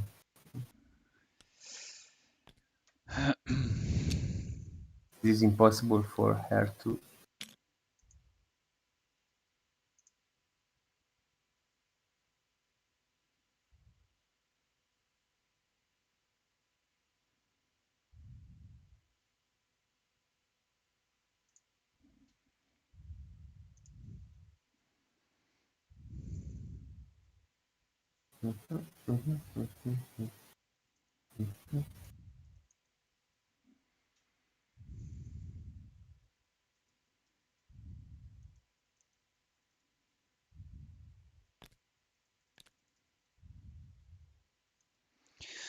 Yeah.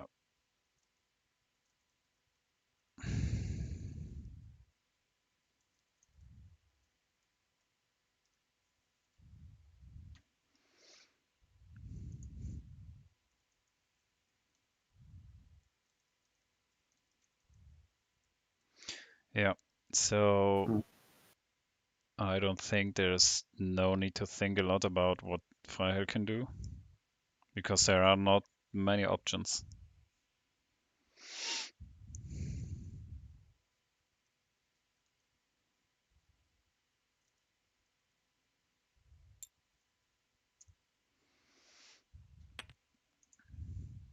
I don't know what they are talk about now, but Maybe they already are resolving that.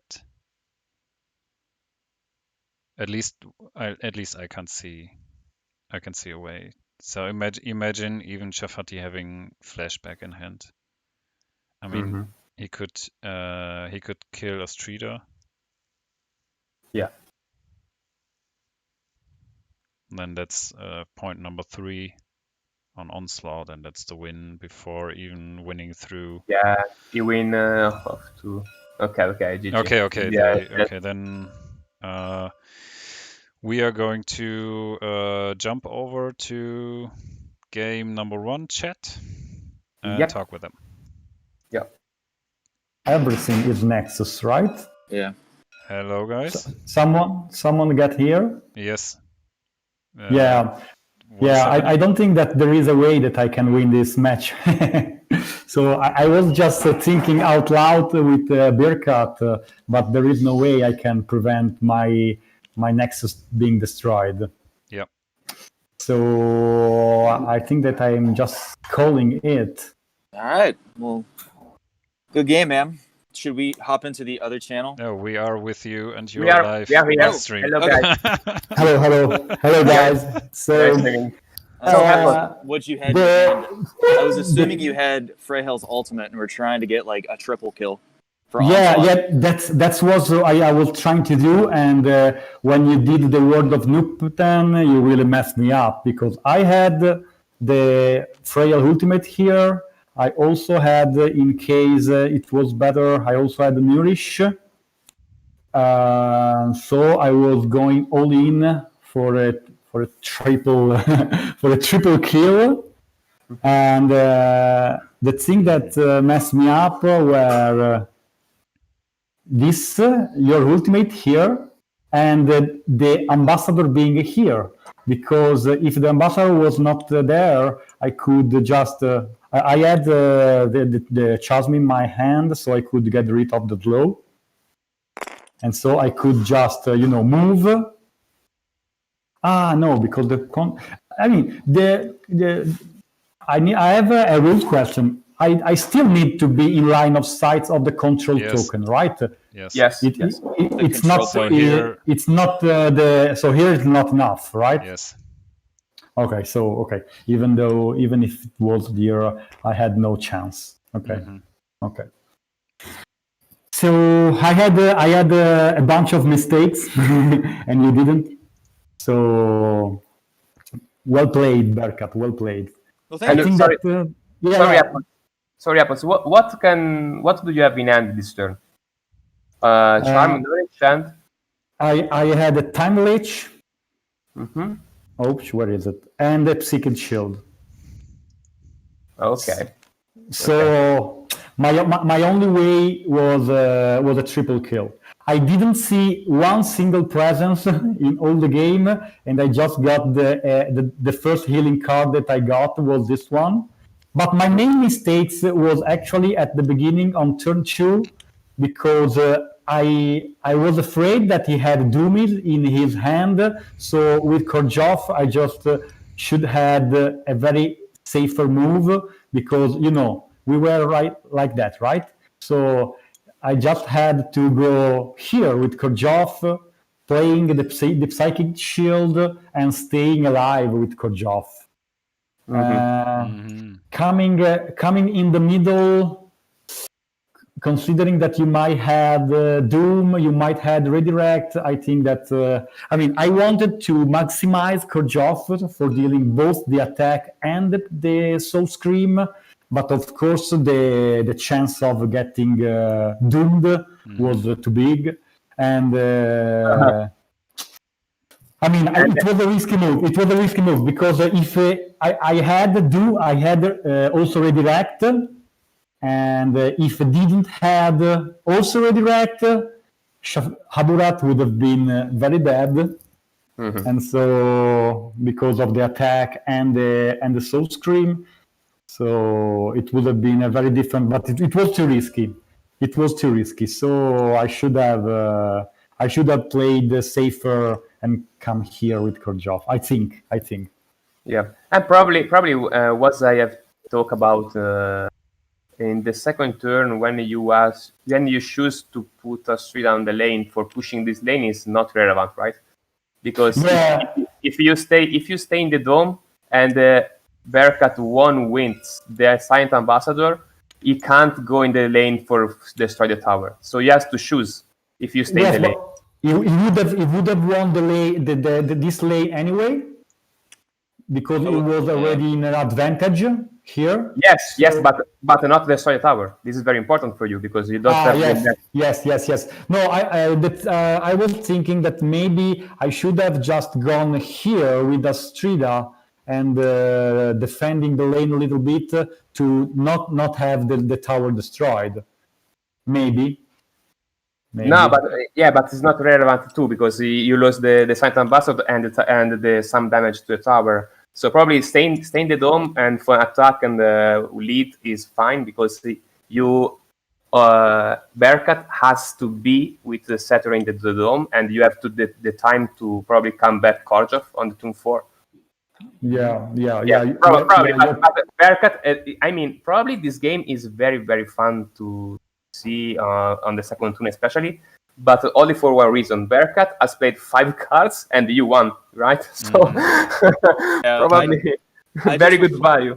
I was wondering what you had in hand because I had very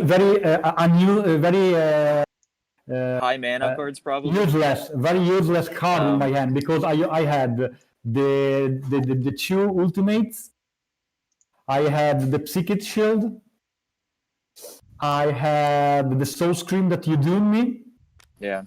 So I had and maybe I don't remember.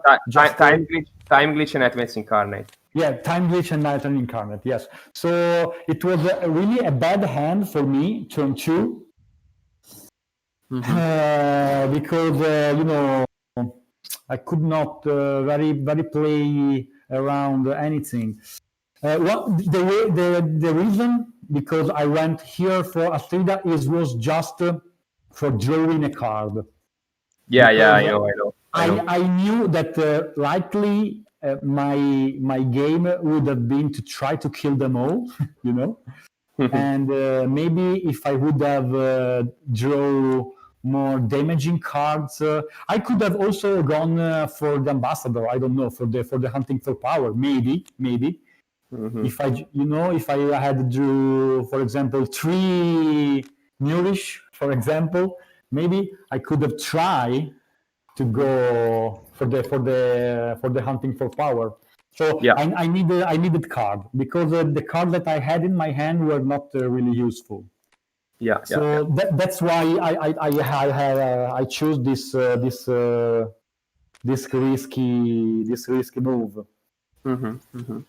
But unfortunately, I did not had a very luck, and I knew that I had a couple of Psychic Shield and Ultimates in left. So if the Soul Scream, it was just one card. If other than if the Psychic Shield was not flipped on the skirmish on Akuti, but on the Soul Scream, I would have double killed the 2 of the 3 heroes. But we can have a strategy on these odd chances. but I was really in the bad. When I knew that I was in a bad situation. First, when I mulligan 3 at the beginning, and I saw that I didn't have anything useful at all. And then when I saw that at the beginning of the turn 2 either, I had nothing really useful. I knew that this game was. Yeah, Yeah. totally. Okay. Yeah, I By had the a- way, yes. I had a pretty congratulations to strong- Berkat. Yes. Thank you. Congratulations. What did you want to say, Birgit? Yeah, I was gonna say I had a pretty strong opening hand. I don't remember if I mulliganed anything. It might have been one card. Yeah, But I started with 2 clear minds. Presence. Yeah. I had 2 3-mana cards, so I kind of had everything I wanted in my opening hand. Oh, it wow. was, it was pretty solid. Yeah. Also, my strategy of disarm all your heroes was really useless because you had you had all the responses that you needed. Yep. And I didn't. So indeed, you played five cards, and I played none. So that says a lot about the difference of the cards in our hand. So Absolutely. congrats and good luck for the semifinal. Well, thank you. Yeah. I just have to cut this a bit down because the next game is we are setting already up for the next game, in which Birgit is going to participate. So we just have to coordinate if you can start more or less right away. Let's say in the next 10 to 15 minutes. I think I need like 15 minutes. I haven't had anything to eat yet today, so I need to have a grab a quick bite to eat, and then I should be ready to go. Yeah, perfect. So we had a really enjoyable game here. Thanks, Apples. Thanks, Birgit, and thanks a lot, Smeoz, for commentating Thank here you on the all. stream. It was a really lot of fun. We are going to be back in around 15 minutes with the semifinals between GameSlayer and Birgit. So stay tuned on the channel as we are going to keep the stream alive. See you. Bye, guys. Bye-bye.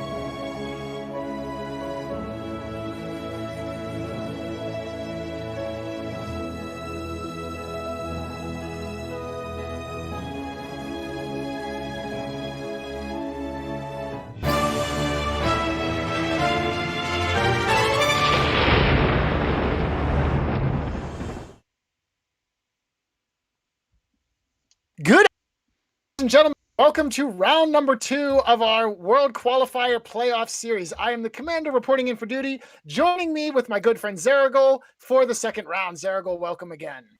Hello there. How are you?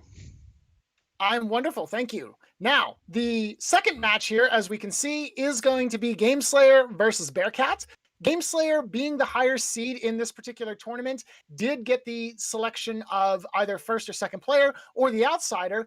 Gameslayer elected to go first, and Bearcat, demonstrating that he crumbles to peer pressure like a junior high school nerd, decided to get the outsider that actually was brought by Gameslayer. So we are going to see a Scourge of Puito game, which means that Bearcat has slightly redeemed himself in my eyes after his godforsaken comparison of calling Sky Tier Shards Sky Tier Tendies a month and a half ago. I am going to forgive you solely for this. Okay, so now we're having a look at Bearcat's deck again. So we see a yellow deck here with all the yellow heroes that we know, unless Shairos is missing here. But we might see 2 mages again in play. Let's see, because the winning conditions are Onslaught, Hunting for Power, and the last one is Siege. So I can't show you this one actually on stream. We blame Giacomo. Yeah, of course. And through a nice conversation, we got Gameslayer to tint his miniatures in purple. Yes.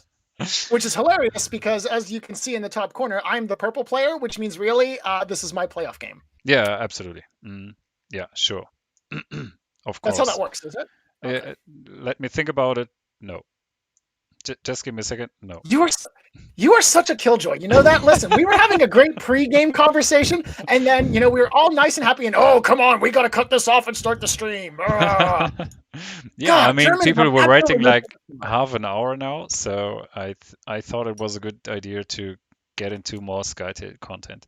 So on Gameslayer's hand, we see your favorite hero. Yes. By the way, did we ping them to start the draft? No. Okay, we should probably do that. We can do. Let's go. All right, let's get them started there as they start draft. And yes, please, again, sorry to interrupt you. You were saying about Gameslayer's team lineup with my favorite hero, the best hero in the game. Yeah. So we have a Kurumo Nopton combo team, and yeah, I'm curious how this is going to end. Because is it really a combo team? It's more like Yami has just been invited as a guest. Like Gameslayer's got 5. Oh no, there's Kichi. Never mind. Okay, I'll agree with that. Yeah, never mind. Yeah. I was not looking at that. I apologize. Forgive me, senpai. All right, so we do see the Satheru popping out first for Gameslayer, followed by Akuti and was that Kenway? Yep. Never mind. I withdraw any praise I had for that. Nope, you know what? Never mind. See, I was going to inherently say that Gameslayer is automatically at the advantage here because A, he's the higher seed, B, he's my 2v2 partner, and C, he's got Yami. But now that Bearcat has done this, any benefits that I was giving him from drafting the Scourge have been immediately revoked. And now that we have a triple mage on the field, Akuti's armor award is going to be relatively meaningless. Yeah, absolutely. Absolutely. So we just ignore that point that she is an illusion. Indeed. Now, the question does become here whether Gameslayer brings his own Akuti for lane pushing or if he just brings Habarat so that we can slash and cut them up to pieces here. There is the Onslaught and the Hunting for Power victory condition, and with the Scourge having 0 armor, well, I guess it wouldn't really matter too much anyways, given how much piercing Gameslayer has. You could just end up running it down and gunning down the outsider there if you bring Habarat. I don't think he's going to bring Yami into this match just because Bearcat has responded with 2 mages of his own. Although, actually, now that I think about it, with those 2, you might actually make a case to bring Yami because neither of them will have an armor unless they're within range of Akuti. Yeah, it could also be like a counterplay against Akuti.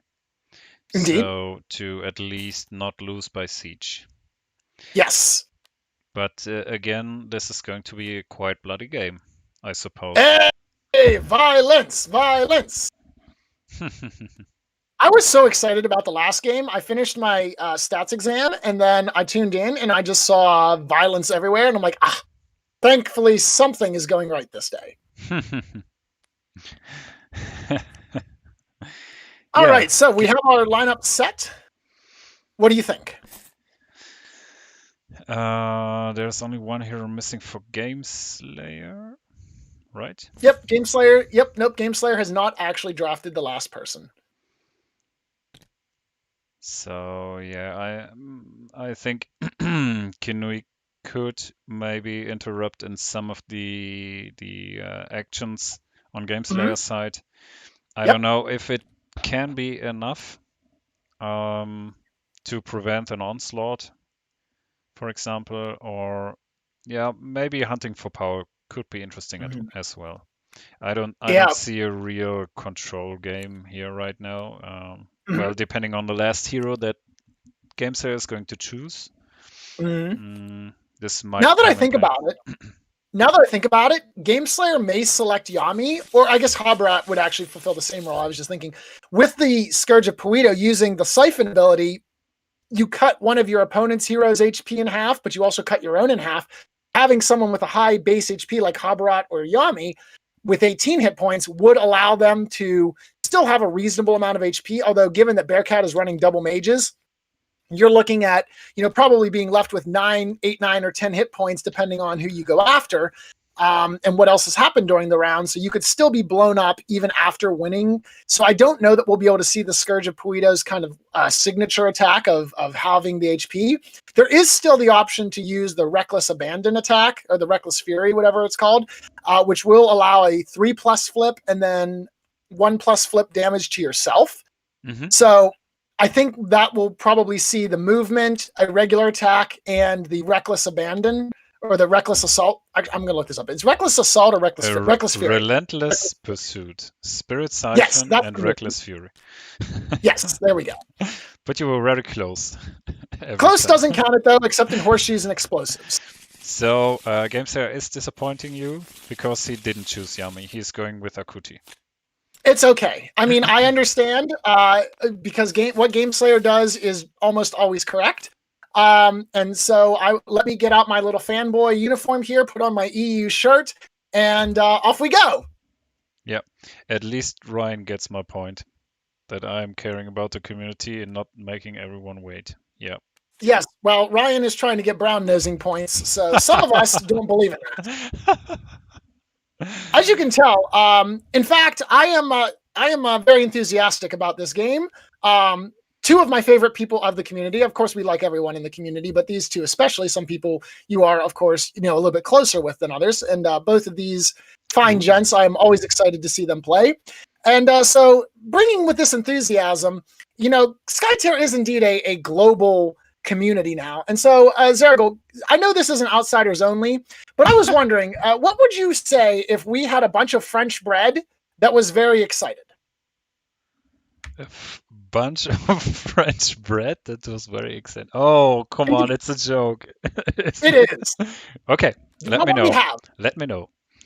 We would have panenthusiasm. Get it? Because bread is pan in French, and enthusiasm sounds like enthusiasm. Get it? All right, I'm done. That's enough of that. Before everyone stops watching, I know we have a couple of viewers right now, and everyone's like, God, okay, I can't take this. Get me out. But still, you need to work on your pronunciation. Like, it would be a panenthusiasm. Oh, oui. Panenthusiasm. Okay. All right. Now, sorry, into the game. Yeah, I apologize for butchering your language and your name. Wow. Yikes. All right, so let's take a look here at the mulligans. We did see 2 discarded for Bearcat and 3 discarded for Game Slayer. Of course, again, we do have sealed decks in this game, so we're not really going to talk about what cards were thrown away. We're only going to talk about cards as they are played. But we will still go over the number of cards that are discarded, just so that you can get an idea of what the players might be seeing, how quickly they're going to cycle through their hands. And we do see Shafathi going for a rather quick opening there with a skirmish into the dome. a worship, then a skirmish into the dome, which would allow him to predict the card. Didn't see anything that he liked from Gameslayer, and so therefore ended up with a lead from the hand. Mm-hmm. Okay. Yeah, that was the reason, I suppose, that he put out his illusion first and then swapped himself with the illusion. I mean, he could have done the same positioning with a movement, but then you can't predict maybe a lead from deck. So Indeed. All right, so now Shafathi being right there is still within range of being able to get hit by Satheru. If Satheru uses a move action to get it in the dome, you could then attack and skirmish against Shafathi, but we'll see what happens. Not necessarily sure you want to do that, because that would put Satheru himself into the dome, and then you can just kind of gang up on him with Kichi, Satheru, Kuti from Gameslayer's side, if that was the route Gameslayer wanted to take. Mm-hmm. So I expect that both Bearcat and Gameslayer will probably send their Akutis down lane 1 in order to summon the illusions, blast 2 minions, and then try to maintain the state. But we are going to see Kenwi charge into the field. So we're going to see her move. Bearcat is going to then skirmish, targeting Shafathi. So get one closer. Okay. So what's happening there? So Kenwi is creating a bit of a wall there, which means that Satheru is going to have a little bit harder of a time getting into the dome. We do see 1 damage on the skirmish from Kenwi against Shafathi, and then an attack. Ooh, all right. So we're getting not placing the illusion. That's indeed. Wow. Why would you do that? So my guess is he possibly has a Whisper of Nupton in his hand. He does obviously have 6 cards in hand, so I'm not sure what he's running exactly. Again, we haven't seen the decks for this, but Whisper of Nupton with Kenwi is very common, as you bait out the attack, and then whoops, surprise, you can't target me anymore. Yeah, it's a 1 mana card, and it just says that one of your heroes takes a worship action. Wow. Indeed. So, yeah. All right, let's see what happens. So the question then is, does Gameslayer believe that Bearcat would end up playing this kind of thing? Mm-hmm. I don't know. Are both of them part of the degenerates, or? They are, which... Okay. Then they know each other quite a bit, right? Generally speaking, because I know that some of us posted our deck lists for this particular qualifier in the chat, but I'm not entirely certain if Bearcat did. So if he did, well, it's going to stay there. I'm not going to go and look it up, because I don't want to accidentally try and speculate with knowing things about the deck, because that ruins my ability to speculate, because I'm not going to sit there and, maybe he's going to play a chasm whenever I know that he doesn't have chasms. I am not bad at staying impartial. I choose not to stay impartial whenever Gameslayer is on the field. That's Get a it difference. right, Kirito. There's a difference. Right, this is my beloved 2v2 partner. He can do no wrong. Well, I mean, he can, but not often. Okay. I mean, he already qualified for he did. the World Finals, so yes, he can just play as he likes. Gain this some is experience or test some decks or some moves, let's say. Positionings, combos. Okay. So what is Satheru doing? Skirmishing. So Satheru is going to skirmish. So he has to be going over to the lane with that skirmish, because he can't get fast. So he is going over to the lane. So he will attack a minion and then perhaps lead, I assume. Yeah, he did predict 1 card. Because of Shafathi's illusion, I assume. Correct. Yes, that was due to the Shafathi illusion, as he was within range 3 of the illusion before he moved the skirmish. And now Gameslayer is going to move. So are we looking at a dome pile?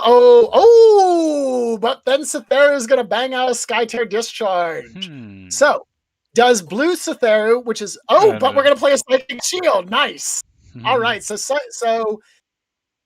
Bearcat Satheru's Skytear Discharge would allow 2+ a flip damage. However, the Psychic Shield, of course, reduces damage by 5. So even with a +3, because Satheru does not have his illusion out, means that Gameslayer's Satheru, God, this is going to be awful. Gameslayer's Satheru cannot take any damage from Bearcat's Satheru. I just go with the colors. So yellow and, and purple. Purple, yeah. I mean, both players, like literally the only difference on teams here is that Gameslayer has a Kichi versus Bearcat having a Kenwi. Yes. Like the other 3 heroes are identical. Mm-hmm. So I know why I did ask them to tint the heroes. Yes, tinting the heroes was definitely going to be needed in this game where this was going to get really ugly really fast. Yeah, I mean, in real life, you can distinguish all your heroes from my heroes because they're really bad painted. That's what I was going to say. Your paint job isn't going to look nearly as bad as my paint job, so we'll be able to tell who's and who's. Okay, there's going to be an attack by Akudi against Cytheru. So Akudi, yep, and then going to use the Retribution passive that she did from the Worship action against the minion that is on the control token. Yeah, Bearcat, put those in there properly. You did Worship and you did move. There we go. Yes, sometimes the overlay just erases the buttons. Yeah. I'm just giving him. Yeah, I had that when I was playing my Clash this past week. It was like a 50-50 shot as to whether my input would actually register or not. Ooh, we do see. Okay, so dead minion there. So a little bit of chip damage. So yellow Cytheru could actually potentially be taken down if Shafathi charges in there with a move and then skirmishes and attacks. You mean Cytheru. Purple Cytheru could be taken down if Bearcat's Shafathi charges in with a move, skirmish attack, and then uses his own Cytheru as well. Yep. Oh, this is going to be rough. This is going to be a dome party. It is. All right. Dome party is my kind of party. So we tried to change things in season 2 to prevent dome parties, but thankfully the dome party has not been canceled. We do see an illusion worship. Again, of course, that illusion being down there means that we will be able to kill off a minion after attacking a Kuti. I mean, so we got to... Sorry. Oh, go ahead. The placement of the Gameslayer illusion, the purple one, I think is a bit off because if it was on the other side, then I think 1, 2, 3. Oh no, it could only project a Kuti either way. Okay, forget what I was thinking. And so I think so. I'm wondering. Oh. And now it's Gameslayer's turn to bring out the Skytear Discharge as Shafathi declares a move, but Shafathi doesn't care. So in this instance, Gameslayer is going to get to do 2+ of damage against Shafathi, and then Shafathi is going to proceed to start stabbing Gameslayer's Cytheru. Mm-hmm. Oy vey. Guys, what's the flip? Well, we're going to wait and find out here because... Question, you people. Hey, is there a response reaction whilst the damage is on the stack? Sorry? I would assume so. Sorry. Tape! No, reaction to what? To the Skytear Discharge's damage going to get flipped. So Skytear, so you cross the white line, Skytear Discharge went on the stack. I would assume there should be an instance then that you would have a response time before the damage resolves. No, why would you? It's the effect of the card, right? So you right, resolve but like the effect of the card went on the stack. The effect of a card is on the stack was my thought. Like that was my assumption as well. Bear straight up knows, and if you guys don't know for certain, this is going to get awkward. We might need a tape. Yep, that's what. Yep, tape. Where's tape? Tape or Giacomo or something like that in there. I don't see them in the YouTube. They're in game 2. Should I interrupt game 2? Actually, yes. Since this is a playoff game, this would probably be a good time to do that. All right. We just sit here and wait. Yep. So how are you, Zaraghul, today? How's the day going? Oh, yes. At least the weather is fine. Nice. We have a bit of overcast over here, so unfortunately the weather is meh. Like the temperature is okay. Okay. Yes, there is a chance. Okay, so we were correct. Okay, cool. I love being right. All right, so there is going to be a response here, obviously, as we've all gathered. Okay. Now the question is, what is it going to be? I assume Oh! Very nice! So there's the response. Cytheru now plays Psychic Vampirism, which means that however much damage goes off, unless there is a response of Doom here from Shafathi, then Satheru is going to get back basically to full HP at this point. Oh, this is big. Yeah, Ryan, you're Very right nice. to the show. You weren't live, but now at least he is. Yeah, I mean you can put that card on the stack before the Sky Tier Discharge resolves, but I don't see it being on the stack after the Sky Tier Discharge resolving. Right, exactly. All right, so there we go. So now Bearcat does do the skirmish action. Oh, he's not actually going after Satheru. Interesting. Okay. So I assume it has to be against Shafathi at this point. Yep, so Shafathi down to 13. And then I assume that we're going to have some Shafathi on Shafathi stabbing here. Yep. Oh, 4 damage. All right, so Shafathi now down to 9 HP. So I don't think you can... No, yeah, unless you flip like a +3 on a skirmish and an attack and have like a Shatter Mind here in hand for Bearcat, I don't think you kill Game Slayer's Shafathi. It's a move, attack, skirmish. Yeah, you'd have to get some good flips and or have a Shatter Mind. Okay, so Kichi's going to kill off the minion there. So Game Slayer is... you hate to see the +3 on the minion flips. Yeah. The minion exploded there, but you don't like that. Nope. All right, so Kichi is going to come into the dome. This is going to be an amazing dome party here. So somebody is going to win the Scourge, I hope. Or actually could just be a tie, because I guess Satheru could move in. Yeah, he's going to move in, I assume attack Shafathi and then lead. Because if he doesn't kill Shafathi and doesn't lead, then Game Slayer is just going to rain havoc. Okay. There's the Shatter Mind. All right, that brings Shafathi down to 6. Yep. Okay. You need so now 3+. Bearcat does not have the flux, so he can't pop it and play a second Sky Tear. Okay, so that brings Shafathi. Ooh, baby. Shafathi's down to 2. Yeah, you need a +2, or you need someone to play another Shatter Mind. Well, Shatter Mind's an action, so they can't. Oh, sorry. Yeah. I've made that mistake so many times. Shatter Mind is not a reaction. I've tried to do that so many times doing that, and then my opponent's like, it's not your turn. And then I feel silly. Yeah, then he needs to lead from hand. Yes. Lead from hand, tie in the dome, and oh baby.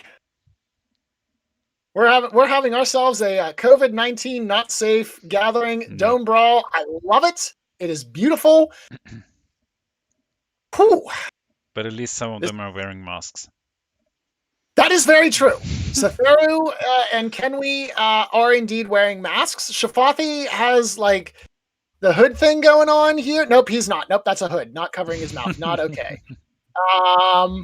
Akuti, I don't think has a mask. Nope. Kichi, can we count his beard as a mask? Because like that's a really impressive beard. Yeah, depends on the way that he is going to put it in his face. I mean, yeah, okay, we can count that. All right, good enough. All right, so Satheru's, Kenwi, and sort of Kichi are kind of observing safety. We'll assume that they're vaccinated because Kichi's an old dude, so he would have gotten priority for vaccination. So he's probably got the injection, you know. Kenwi's a little bit on the younger end, I think, so probably not likely to have gotten the vaccine just yet. But Satheru also, I think, is an old dude. I don't know. I don't read the lore.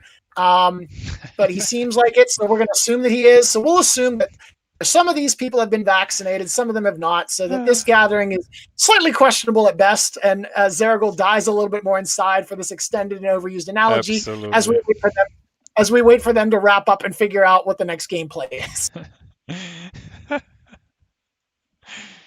Wow. Impressive. Thank you. I aim to please. Satheru's mask has holes, though. Yeah, thanks for that vision, Ryan. Thanks a lot for that point of view. Yep. Once again, Kirito comes in and kills the joke. Yep. I feel like, okay, there's the lead action. Yeah. Luckily for you all, Kirito didn't join us. So this is not going to be an Outsiders only episode. Oh, thank God. That would be terrible. Imagine us doing this on a live stream. Oh, come on. I'd rather not. Save us. Although, to be fair, then people would get to hear all of those ridiculous outtakes that we don't actually get to hear about. Yeah, before and after. Yeah. Yep. All right, so lane resolution. Gameslayer actually does get advantage here. So Gameslayer is going to win lanes 1 and 2 by 1 unit here, which does actually apply pressure now, because remember, Siege is won by dealing 1 damage to each of your opponent's towers. So a slow push here does mean that Bearcat will have to make a response, or end up risk losing the game via Siege at the end of round 2 during the minion phase. Absolutely. This is putting some pressure. Just moving only the control token by 1 just puts some pressure in this constellation, just as you said, as Siege is on board. Yeah. And of course, that does mean that Gameslayer gets 2 cards, which will help out. As we noticed, Gameslayer was down to 2 cards at the end of the round, and Bearcat down to 3. So Gameslayer getting to boost his hand up to 4 and then 6 at the end of round to Bearcat's 5 will put Gameslayer at a slight card advantage and a slight board advantage at the start of round number 2. Of course, Bearcat has a HP advantage, as Shafathi is almost certainly about to die for Gameslayer. Yes. So, for example, a migraine could kill him. Indeed. That would be an option. So if you activate Shafathi first on Gameslayer's side, so the purple one, which I think is going to happen now, we will then see Burkett's reaction. Oh no, Indeed. Ryan wants to join us. No.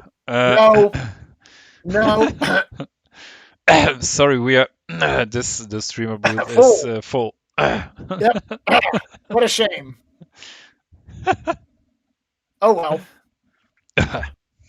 If only Skytear was bigger, we could afford more Discord server that gave us bonus perks that made bigger rooms. Buy more Skytear, people. Buy those expansions, buy those core sets, buy those OP kits. See? Yep. We can still mute Ryan later. It's fine. Yeah. Even if he joined us, we could mute. Even if he joined, we just put him on mute. All right, so we do see an activation here. So Shafathi is going to go against Shafathi, and I'm surprised that Bearcat doesn't have something. Like, even a Nightmares Incarnate or a Migraine. There it is. Yep. Kenwi is going to play the Nightmares Incarnate. So Nightmares Incarnate, I assume, is targeting the Shafathi, which will kill him instantly unless Gameslayer has another Psychic Shield ready to go, which would actually be hilarious. Mm-hmm. Does not appear so. Now the question then is, does Gameslayer have a Nightmares Incarnate or a Migraine of his own that he can cast and get off before Shafathi dies? Yeah, we are in round number 2. Yeah. Okay. We are. Thanks, guys.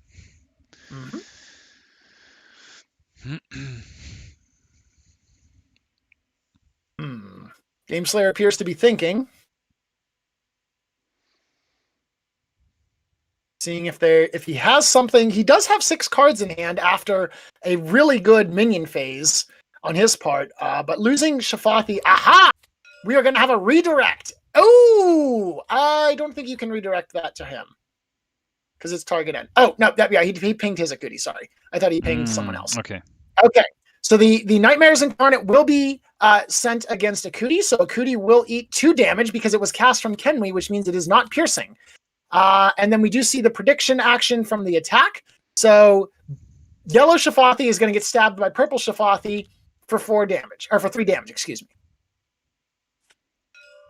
Now we're going to skirmish, and of course, again, with the Shafathi illusion out, this does mean that Gameslayer will get to predict a card, see if he wants to put that and leave it on the stack.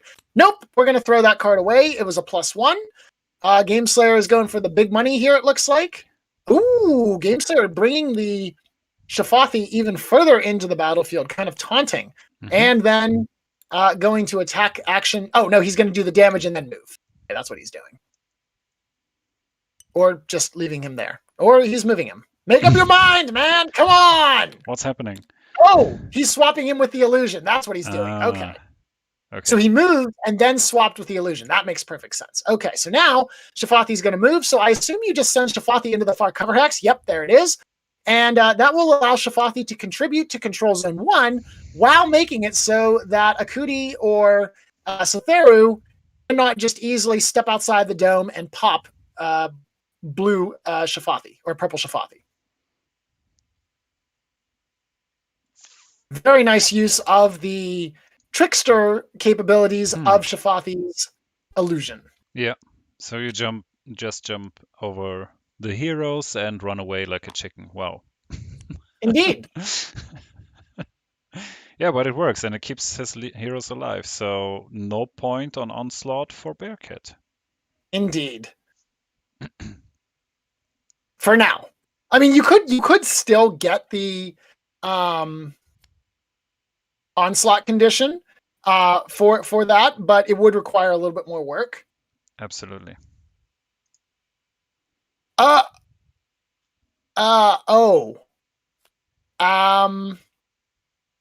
I just realized something. Okay, which you don't want to talk about. Well, we're going to talk about it, but we can't do anything about it since we've had activations going. That Shafathi illusion from Gameslayer, that can't be there. You can't put an illusion. Yes. This is a no-no, but they've already done stuff, so we can't really stop it at this point. Okay. So just to note, remember how I said earlier the Gameslayer is almost always right? This would be one of the minority instances where he is not. Mm-hmm. Yeah. I mean, ultimately, it doesn't make a huge difference, except in the placement of the illusion. You could have just put the illusion up one more in between Akuti and Fetheru and still done the swap. And everyone's dome piled anyways. So it doesn't make that big of a difference, but it does. It does make a difference because if Shafathi moves on the dome, then on the dome token, control token, then he can't swap with his illusion. True. That's a good point. That is fair.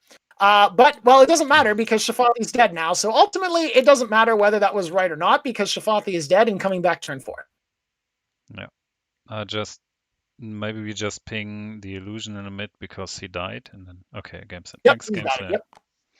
All right, so first blood of the match does go to Bearcat, and Bearcat's heroes are actually looking pretty good. Akuti, Fetheru, both sitting up there at 14, Kenway at 18.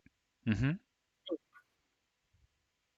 So the question now becomes, does Gameslayer continue on his double lane focus and just abandon the dome? Or do we try and fight back? Because we've got 2 mages and Akuti. Right? So, I think the let's push the lanes strategy could be fine. I mean, Bearcat is in the advantage that he's the second player.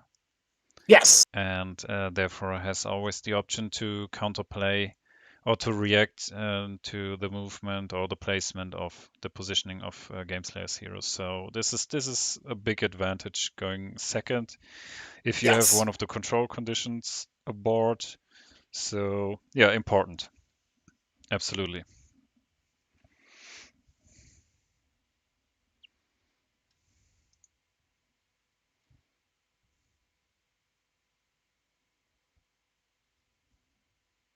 So now Bearcat has to think about this, given that he knows that he's going to get 2 activations in a row at the end of this round. As you mentioned, he can react to whatever Gameslayer does, or he can just, force Mitt and try and kill someone. And even if he doesn't kill someone, he just spawns the Scourge. And then with how tightly packed these heroes are in the dome, you can easily just maul somebody down, regardless of who you have the Scourge of Puido possess. Mm-hmm. Absolutely. So what might become an option? That's the big question. Are you going to try to attack Fetheru, for example? Okay, yep. You're going We're gonna kill Fetheru. All right, so 0 damage on the flip there for the attack, so that'll be 3, brings Fetheru to 11. Now, Gameslayer does have the Flux, so it is possible that we might just see him spam Shatter Mines. Mm-hmm. Gameslayer is going to go ahead for the Skirmish now. +1 on the Skirmish, looks good. Brings him to 9, and is going to get a little bit closer. Mm-hmm. And do we just see, if Gameslayer has a couple Shatter Mines in hand, then you can just kind of throw those down and then finish the job with Kichi next turn. Or Cytheru can run away like a coward, of course. Let's see what happens here. You could also, I guess, actually, if you have Nightmares Incarnates and... okay, there's the worship. I think we're going to see some magic. Yeah, makes sense. Show me Explosive Shattermind. 10 HP. You can... No. Man! No. I haven't been this disappointed since the end of a childhood series that I enjoyed about mythology ended with the sentence, "We were preparing for the final battle, and then I slept." And that was the last book in the series. It was awful. Sorry. This is really awful. I'm still scarred about that. I loved that series. I refuse to even name that series because I'm so disappointed with how it ended. All right, anyways, Obviously. Back to the game. Kenwi going for the skirmish damage, does 1 to Kichi, now going to attack Kichi. So this is kind of the problem with the triple mage strategy. You do a lot of damage, but you also blow up really quickly. As you watch now, Kichi down to 9 HP. Remember, of course, with Shafathi dead, Bearcat already does have 1 point on Onslaught. 3 gets him victory, and Kichi is already down to 9. Yeah, that's obviously the next target. Yep, and a lead from the hand from Kenwi is probably going to secure the dome here. So unless Gameslayer has some mad maniacal plot to just assassinate everyone, which, to be fair, it is Gameslayer, so I wouldn't put that past him. He may just want to abandon ship and start controlling the lane, because Cytheru is almost certainly going to get carved up.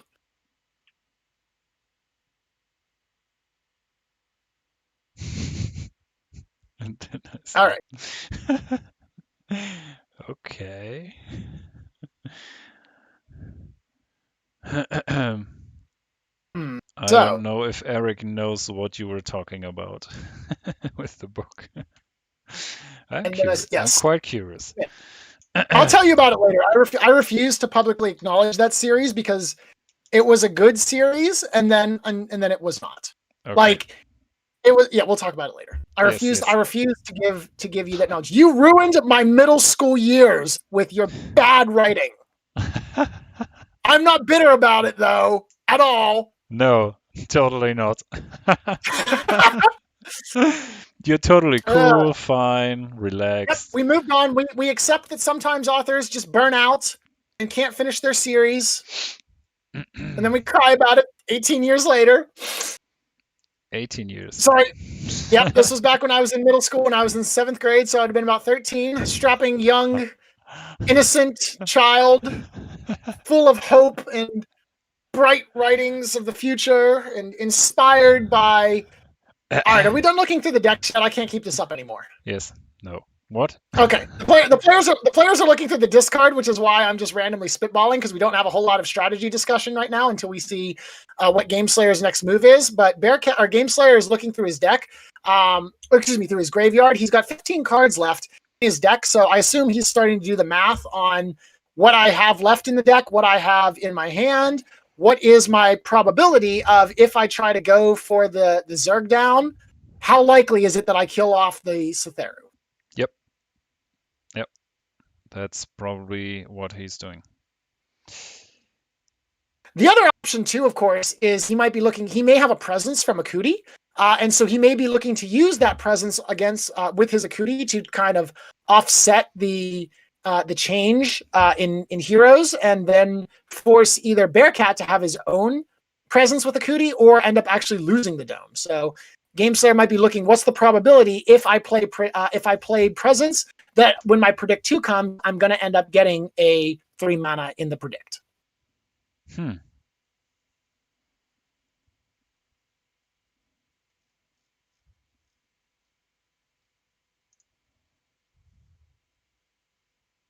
Meanwhile, we do see, we'll just take a quick evaluation of the lane state of the boards here. So in lane 1, it's currently a tie, as Gameslayer does have 1 more minion, but with the the purple Shafathi dying to the yellow Shafathi, it is a 3-3 tie in lane number 1. Lane number 2, Gameslayer currently does have a 2 minion advantage. So we have a 1-1 offset there. Right now, Kenwi's lead from the hand is giving Bearcat sufficient presence in the dome. However, dependent on what Kichi and what Akuti does will tell the different story here. Now, the problem here is that I'm fairly certain if Kichi doesn't kill Satheru here, then Satheru just kills Kichi on Satheru's activation, putting Gameslayer down into a 4-2 hero situation, which pretty much is going to make it unrecoverable for Gameslayer, because at that point, Gameslayer will get one hero back in turn 3 potentially, but Bearcat will also be on game point, so you can at that point, you'll also have had the Scourge, and actually with the Scourge, he may just actually be able to outright murder Satheru with possessing Kenwi, or possessing Satheru, use the Siphon, use the Reckless Fury, use the normal attack, boom, boom, boom, boom, game over. Absolutely. And finally, the decision to pick Gameslayer, let's say Gameslayer's outsider, the Scourge of Qualifier, could be the game deciding element. Yes. Yeah, it depends, because the Silent Ambassador, which was Bearcat's hero, definitely does put out a lot of damage, there is no doubt, but not as much as the Scourge of Puido can. So we do see, all right, so we are going to see a flip there from the Worship. Oh, we're going to pop the Flux. Here comes a 3-mana card. Is it a Soul Scream? Soul Scream. No, it's the Unstoppable. Okay, so Kichi is going to get fast and furious. And so I assume at this point he transforms into a motorbike and is going to attack Satheru. Woo! All right. He just turns his head and sits on it, or flies Vroom. away. Oh, but Satheru is going to play Exhaustion. Oh, that's unfortunate. So Satheru, now having the Exhaustion played on Kichi, is going to swap the Frenzy for a Disarm. And so instead of doing 5 plus a flip, this is now going to do 1 plus a flip. Oh, it's a +3! Oh, no, you hate to see it. That would have been 8 damage, but instead it's 4. Oh, no. You feel bad. As Bearcat, though, you love to see it. Depending on which side of the table you're on, you love to see it or you hate to see it. So Bearcat thinking, excellent, because had Bearcat not done that Exhaustion and turned the Disarm into, or excuse me, turn the Frenzy into a Disarm, that would have put him down to 2 hit points, which means that an easy Shatter Mine from Kichi would have finished the job. Also, of course, Kichi does get 1 HP back. Yeah, absolutely.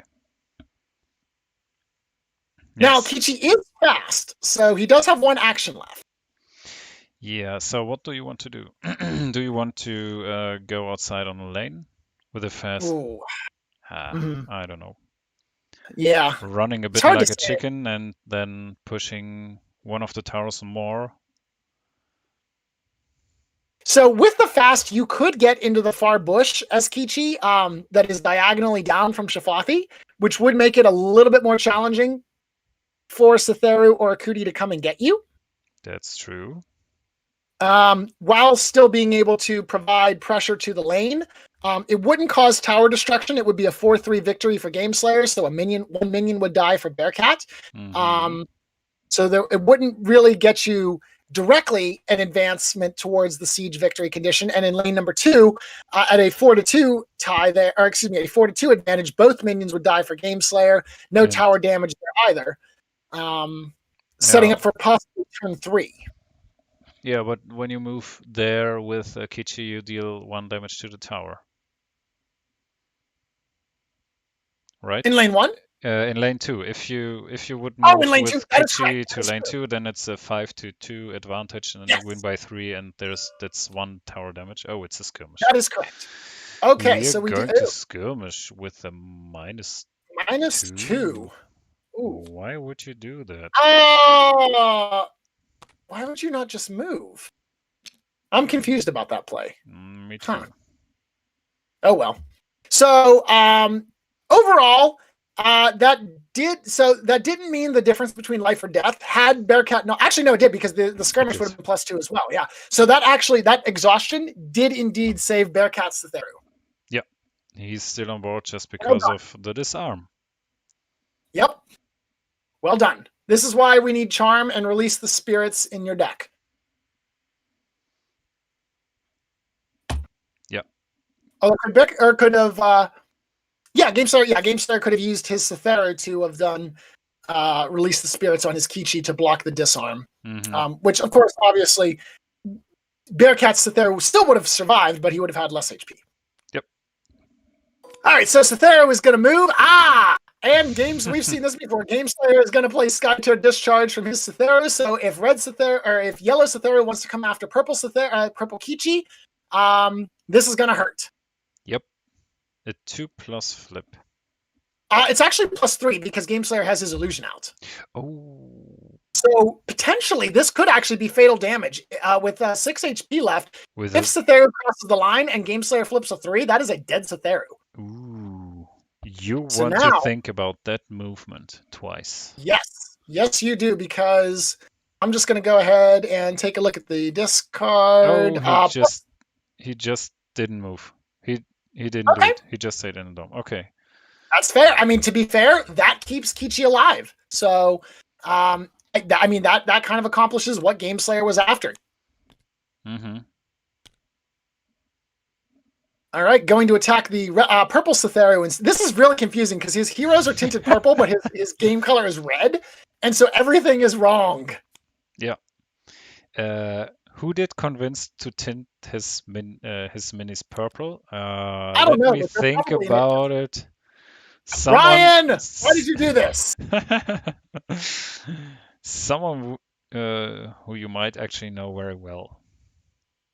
I don't know. I don't know myself well, so clearly it wasn't. Yeah, it wasn't you. No, definitely not. No. Not the person that is speaking to me, actually, but one of your other persons. Yes, one of the other voices that haunts me. All right, so we do see then Cythera ending the round there in the dome. Did not kill the red Cythera. We did see a skirmish action to kind of deal one more chip damage, finish it off with the round. So now GameSlayer has his Akuti left. Yep. Oh, I misspoke earlier. I said earlier that Bearcat gets 2 activations in a row this round. I forgot that, excuse me, GameSlayer's Shafathi had already gone, which means no, he doesn't get 2 activations in a row this round. He gets them next round. Yep. So I misspoke there. So if GameSlayer has a presence, this would be the time to pop it. Sure. See something. So Bearcat. Okay. Yeah. Interesting. All right. Yeah. Because Bearcat still has Akuti, so it is possible that Bearcat could also match that presence with Akuti as well. Now, of course, Kenwee has already led. He wouldn't need to lead with Akuti, but having that extra presence would make it so that there's a. Oh no, never mind. GameSlayer already moved out of the dome. That would be. Oh, there's the +3 that he needed. Okay. So now 2+. And another +3. Oh, you would have hated to see that. You hate to see the +3 on the minion kill because that could have been a dead Cythera. Of course, the yellow Cythera is protected by the Akuti illusion for Bearcat. So GameSlayer would need to use a Nightmares Incarnate. Nightmares Incarnate does 3 damage. Never mind. So we would need a Migraine from Cythera or a Nightmares Incarnate from anybody in order to kill yellow Cythera. Yep. Ooh. So the question actually now becomes. Now I feel like that would be telegraphing what you're going to do. So Akuti has attacked. And deleted a minion in lane 1. So actually with Kichi over there, it is now a 4-2 minion advantage. So actually that is going to result in tower damage. Yep. Right now. Absolutely. That does result in tower damage. Now, if you move and skirmish Akuti over into the other lane, that would also set up for tower damage in lane number 2. Now, of course, Bearcat will respond to that with his Akuti. Oh! Presence. But there's presence! There it is, as you predicted. Okay, so there's the presence. Speaking of predicting, this is what is going to happen now. Predict 2 cards. And GameSlayer did return 1 card to the top of his deck, and there's the lead action from the deck. Surprise, surprise. Indeed. Now, what does interest me is right now, Oh, there's the Mind Palace! Sorry. Oh, get your Pogs and Champ! We've got Mind Palace. So all of that is gone. Akudi is back to 2 man. She's going to play another Presence. Okay. What? Okay. I feel you. This is great. So now Akudi is essentially worth 3, plus her lead, which we're going to assume, as it was predicted, is so Akudi functionally is worth to up to 6 points. Wow. And then is going to skirmish. Doesn't do any damage against Cytheru, of course. Cytheru's still having that Akudi armor, and that Akudi armor actually now is the difference between life and death, as that has blocked 2 damage, and that is the exact amount of HP that Cytheru has left. And is Gameslayer baiting a potential... No, he can't, because it's only turn 2, so Bearcat couldn't chasm him into the lane there. No.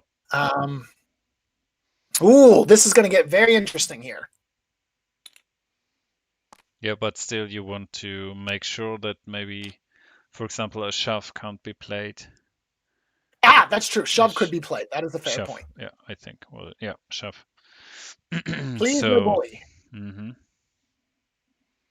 So Akudi now being worth 6, and then Blue Cytheru being 7, means that if Kenwi is worth 4, Akudi and Cytheru only contribute 6, which means Gameslayer could potentially win the dome here.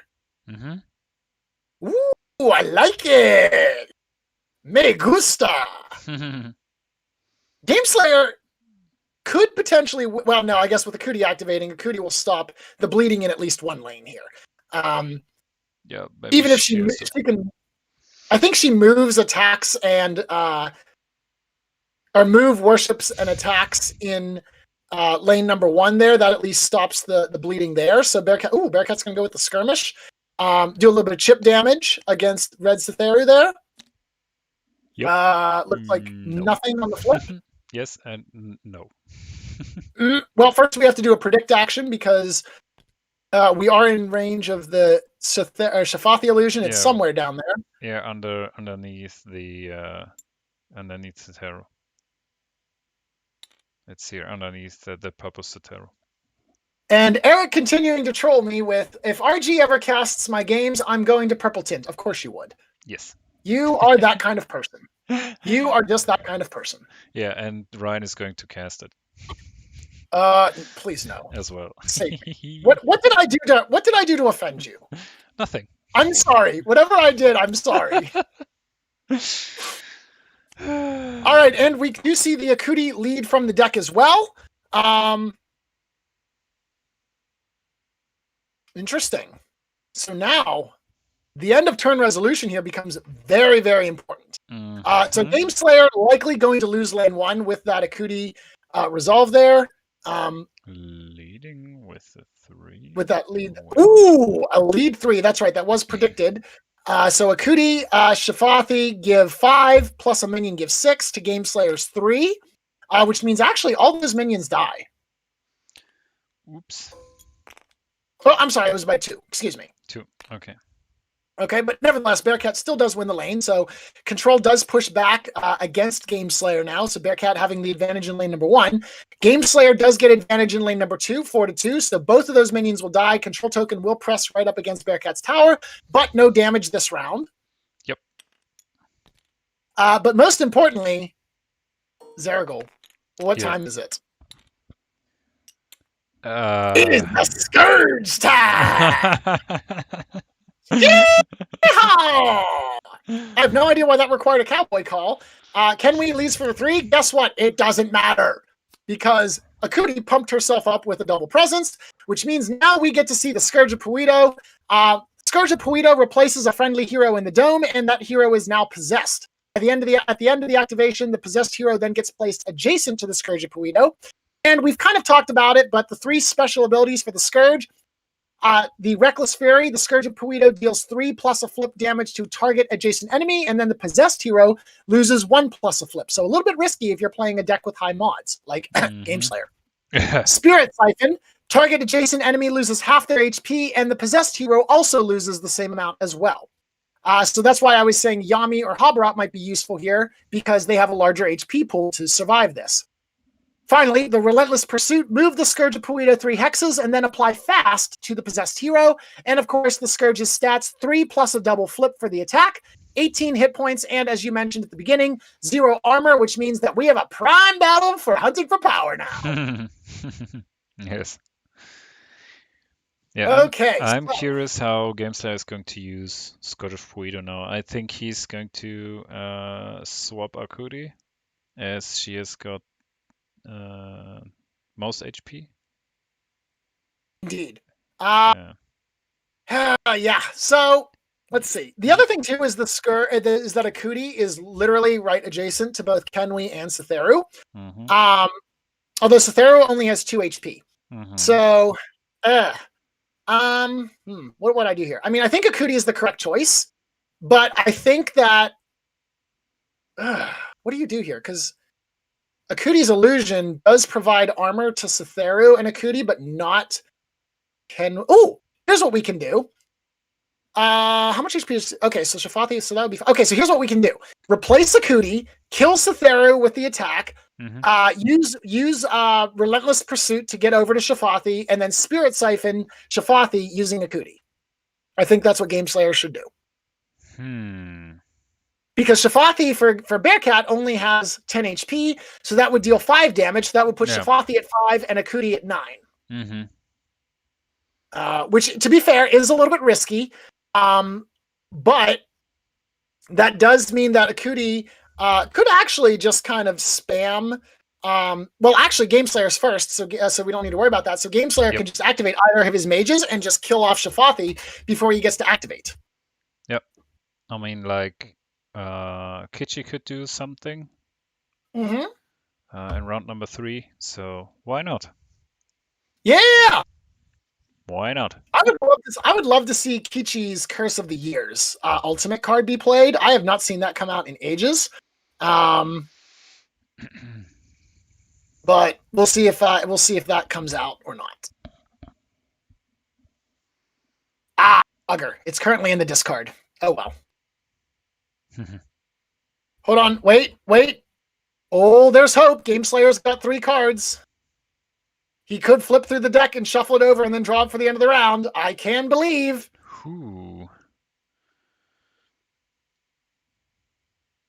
We believe. We believe in Kichi. We believe. We believe in Kichi. All right, no, that's not for that. Okay. So, Gameslayer does get the dome and does replace Akudi like we predicted. Very good.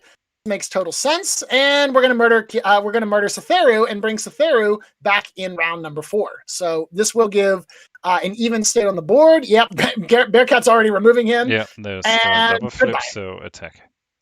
Okay, dead Satheru.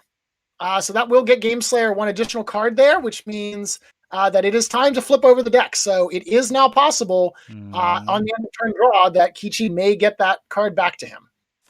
That is unfortunate what he flipped there, but oh well, such is life, I suppose. So now, the question then becomes, do you go for Kenwi? Do you go for Shafathi? The answer, I think, is you go for Shafathi. So we'll wait and see here. As it does now, that does tie up the game 1-1. So, yes. Okay, so Bearcat is now going to be in trouble because there's the move, the Relentless Pursuit. That's going to get fast to Akudi as well. And I now assume that he's either going to do the Siphon or the Relentless Swing. He might actually just do Reckless Fury because that'll do 3 plus a flip, which would be about 5. And he's flipping over the deck. Yeah, so he's flipping over the deck. So that looks like what we're going to do here. We're going to do Reckless Fury, which will do 3 plus a flip to Shafathi or 3 damage to Shafathi. So that's unfortunate that he didn't get a high flip there. Now what's really going to hurt... 0. Okay. I'm sorry. It's actually 2 damage because of armor. The Scourge does not get piercing. But luckily, only 1 damage then to Akudi. Gameslayer flip double zeros. So, you really hate to see that. Worst case scenario, I saw someone who had Strength over Pains in their deck. They won the Scourge. They flipped a -1 on the 3 plus against the opponent. And then they flipped a +3 on themselves. And it was just like, not worth, my friend. That has to feel bad. Oof. Unfortunate is not All even a right. close word for that. No, tragic and unfortunate is not even close. All right, so Akuti does respond, and there she goes. Akuti now responds. Now, each player does get 3 heroes for this round. Hunting for Power is on the board. So it's going to be a DPS race at this point for, I think, given that we have 1 kill each on Onslaught, I think at this point we're going to watch Nightmares Incarnates fly. I think we're going to watch Migraines fly. So let's take a look about ultimates. So Cytheru's ultimate, action. Kenwi's ultimate doesn't do damage. Akuti's ultimate does provide disarm. Kichi's ultimate does cut HP in half. Yes. Shafathi's ultimate could be used to give him another activation. So those need to be considered by the players as we dance around here, because this Scourge, if the players choose to go after it at this point and just say, you know what, this was fun, but it's time to end this game from Hunting for Power, that's what's going to happen. That Scourge is going to pop. Yeah, I mean, it's absolutely on board, right? So you have to calculate the options. Siege, I can't see here now because the differences in the lanes are too big now. So that at least Gameslayer isn't in an advantage that he can push for Siege, for example, and neither do I see a Nexus being killed at the end of this round. So if you want to finish the game fast, you need to kill those heroes. Okay, next. Speaking of fast, Kichi's going to try this stunt again. We've seen this before. So Kichi is now unstoppable and is now frenzied. Oh no, we're going for the... Okay, this makes sense as Gameslayer. We're going to go and kill Shafathi because this way the Scourge does not get to retaliate and run around. So that's going to be 5 damage piercing to Shafathi. So the armor does not matter at this point. No exhaustion this time from Bearcat in order to defend that. So potentially a skirmish kills here. A skirmish will also get +2, courtesy of the new rules. Shafathi is marked from a previous worship that we didn't see there, which means that with this skirmish, a +1 kill. There it is. That is a dead Shafathi, which means we are now on game point for Gameslayer here, as that is 2-1. Now, Bearcat still does have Kenwi, and Kichi and Cytheru both are in single digits, which means it is possible that Bearcat... Oh, Gameslayer is moving Kichi right into the dome, right into Kenwi's loving arms. Okay. Well, interesting. Because at this point now, Kenwi can stabby, or I guess smacky. I don't. Does Kenwi use her fans as her weapon? I'm not really sure how that works. Or does she like have a knife? Like, does she have a knife hidden in her dress that she pulls out and just like jabs, or like because her fans are glowing, so I assume she just whacks people with those. But again, I don't read the lore, so I'm not quite sure. Yeah, we can ask Ryan. Ryan, where are you? We need the master of the lore. Please. Let's go. What does Kenwi do? I can't be half-arsed to learn anything about Kenwi because I hate her. She just uses her fans and cuts people in half. Sounds good. So she's like Katana from Mortal Kombat. Speaking of Kenwi is going to go for a skirmish. All right, so is she going to go after Kichi or is she going after Cytheru? Because both of them are kind of weak here. Cytheru, I think. Okay. Well, there is 1 damage on the flip there. So, yep, Cytheru is going to be the target here. We did see Cytheru's HP drop down to 7. Oh, here comes a Soul Scream. Boom. Very nice. All right, so Soul Scream is going to deal 4 plus a flip, which means with a +3, actually, Gameslayer Cytheru dies here unless we see a Psychic Shield. But alas, not the case. 4 damage to each hero, though. That being said, even though Gameslayer is currently up on Onslaught points, he now has 2 heroes at 5 HP or less, which means actually he might just kill off Cytheru here right now with the +. Yep, Cytheru is now dead, and Cytheru joins the growing pile of bodies that respawns next round. Which now puts it game point for Bearcat. So actually in this situation, I'm going to say that Bearcat now has the advantage, given that Kichi has 5 hit points, has already activated, and has no mana, which means Akuti can just move in there, skirmish, and if she has any kind of direct damage spell with an attack, pretty much game over. Yes. Whew. Wow. Okay. This has been intense. This was back and forth. So, wow.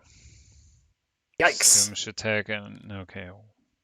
Yeah, skirmish attack. I mean, technically speaking, skirmish and attack could kill, as that's 2+2 flips. So if Bearcat gets decent flips there, that's going to give him the game. But if Akuti has any kind of direct damage, now Game Slayer does have 5 cards in hand, but the problem is what he doesn't have is heroes. Mm-hmm. And so, although let me think about this for a second. Okay. So Was there ever a time that you saw only 2 heroes on each side of the board in a 2-lane game? There was one time I've seen this when I was playing someone, and I think it was it might have been Julio, or it was definitely one of the Brazilians, because they can appreciate a proper game of Skytear where we just all bash each other, and whoever does harder bashing wins the game. And we were actually down to 1 and 2. So let me see. Okay, so Akuti could have played Word of Nupton, potentially, but not going to be the case there. So we do see Akuti going ahead to activate and get in the dough. Akuti get there? Yes, she did an attack and then a move and then a lead. the fast from. Yes, sorry. From the Scourge. Yeah, from Correct. the Scourge. Yeah. All right, so that positioning there means that Game Slayer now has the ability to heal Kichi 3 if he has Word of Nupton in hand. Word of Nupton will heal 3 in Akuti's line of sight, and then obviously disarm to each enemy hero in her illusion's line of sight. Of course, you cannot simultaneously be within both Akuti's and the illusion's line of sight, so that will be that result there. So we do see the move action. Are we seeing the final blow? Well, if Game Slayer has Word of Nupton, no. If Game Slayer has any kind of damage mitigator that will stop Akuti from murdering Kichi, Soul Scream is not going to be the answer there for Game Slayer. Now, this is where Word of Nupton has to come out. Nope, that's it. That's game over. Boom. Oh, wait a minute. Oh no, Game Slayer saying he has Ice Wall. Oh, yeah, he can play Ice Wall there. Yep. Okay, yeah. Okay. Wait. No, you can't. Because why not? Yeah, because Ice Wall is only against target, and Soul Scream is not you're right. Soul Scream doesn't It's an AoE. Right. So that's GG by Onslaught. We are going to switch to their game channel. Give me a second. That was a great game. So let's get top of the players. Absolutely. Let's switch over.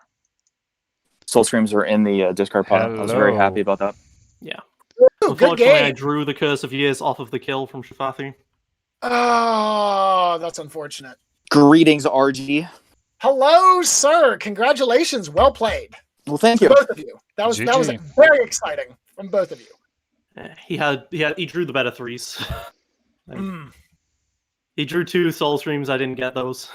I flipped so many +3s on minions as well. Yeah, you did. On the flip side, though, you got presences and I didn't. Yes. If I got double presence with the Mind Palace. If I had a presence, disgusting. Yeah, but if I had a presence, I could have I went for the draw more cards tactic rather than the kill heroes tactic, and then I just wasn't drawing into great things. I feel like I should have let Shafathi die round 2 because that was my only redirect, and I think I needed to use that redirect on something better. Because if I let Shafathi die, then the redirect could have still been used against like a Sethru attack against a illusion, which would have prevented more damage. And I didn't actually want his Shafathi to be over here, because Siege was a real possibility. Right. If I just kill 1 minion with the Akuti illusion, Siege is already online here. Yeah, that's true. I wasn't even thinking about how close it was. Yes. Yeah, so I did not need to move a hero here. Once he moves a hero here, the math changes. I kill a minion here and it doesn't work anymore. So I had to bring a second hero when really I was just going to be able to kill this and then force a guy out of the dome and save my second presence. But then I presenced and I was searching for those final 2+3s and I did not hit them. Yeah, my final hand was Psychic Shield. Oh my god. Oh jeez. Discharge. Jeez. Whisper of Nupton, which I guess can do something but wasn't super useful. And yeah, I mean you can use Whisper Twister of Souls of Nupton to protect your Kanui, for example. against Yeah, Alex. I was assuming that I was going to need these to keep somebody alive. Mm. I was assuming some sort of direct damage was coming at Shafathi from Right. Kichi, but I didn't expect it to be from a frenzy attack. Yeah, I did not draw any of my direct damage. The only thing I got was the Sky Tier discharge off. That was pretty nice though, with the discharge into Vampirism though. I liked that play. It was a cool play. I drew 4 more cards, and he ended up with the better cards, Right. Mm-hmm. and that just feels bad. Yep. All right, well, good That game, being Slayer. said, yeah, great game. This was very fun to watch. Mm-hmm. Yeah, I mean, it was bloody. It was very, very bloody, very It violent. was wonderful. Absolutely. Yeah, this was a pretty straightforward game. There wasn't a ton of like crazy stuff that To happened. you, maybe. I was calculating siege from the moment I started this game. I Really? was calculating siege the entire time. Siege was my main victory condition this game. Really? Because I was Really? all in on Onslaught. I was calculating siege constantly, and then I was finally like, I can't do this because I've let Shafathi get over here. Mm. Mm. Yeah. I should have just let it happen and been happy that a nightmare had been used. Mhm. Okay. But yeah, that's why Kichi's good, because he heals, but not enough for the double soul scream. Right. But yeah, so the thing is, I had the Sky Tier discharge in hand, right? I had Setharu, I had his illusion up. My plan was I was thinking for a long time about getting Kichi over here. He would have hit Setharu for enough, get over here, and then when Setharu tries to follow, I Sky Tier discharge. Did you not expect me to be able to kill Setharu? I did not expect you to be able to exhaust my Kichi. That really changed the math. Yeah. I would not have expected exhaustion to have been brought to this matchup. Oh, yeah. Let's see. Because I went from doing 4 more damage to Setharu to 4 less damage to 8 less damage to Setharu. Exhaustion's a good card though. That's 4 very less good. I have I'm running 3x of those. So I think it's a terrible card, and it's pretty useless in this matchup, except for this moment. It's like, damn it, I have to pop the Flux for an Unstoppable, and then it just really backfired. Yeah. The problem is I had well, not the problem. It worked out really well for me. The exhaustions are on the card. The character I definitely want to bring. Right. That makes sense. So I was not expecting to lose my frenzy there on the Kichi.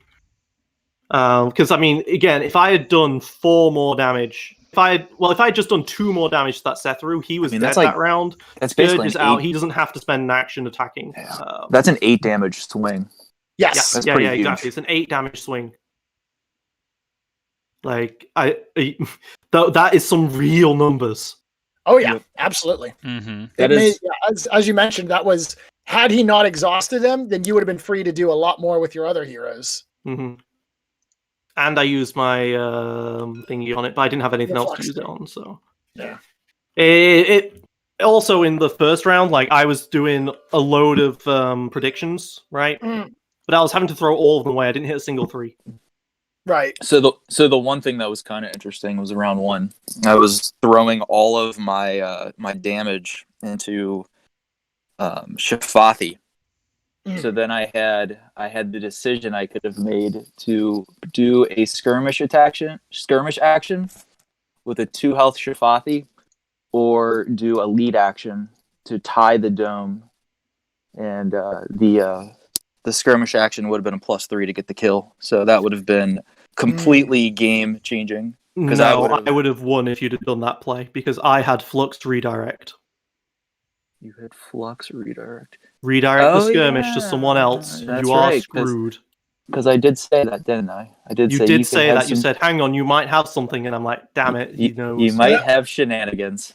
Like, if you would have gone for that play, I win the game. Yeah, for sure.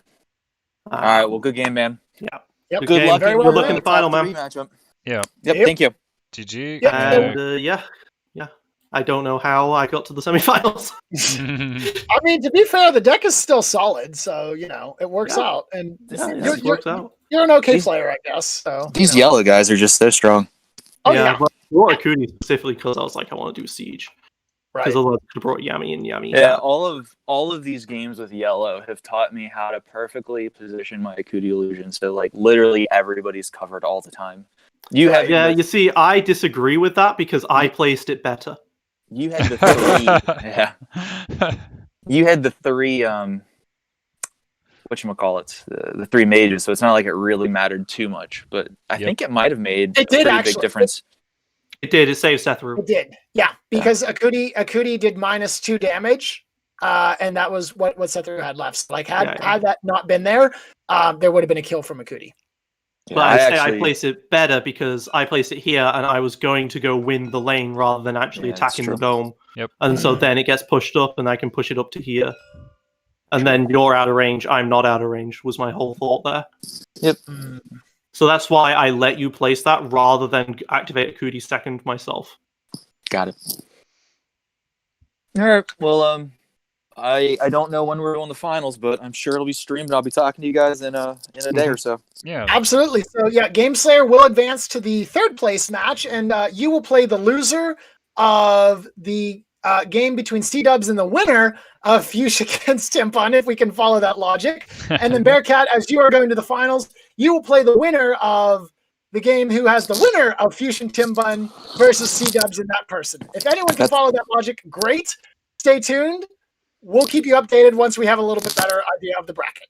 Yeah. All right, great. I assume that we are going to be back in around 15 minutes with the next game. So stay tuned.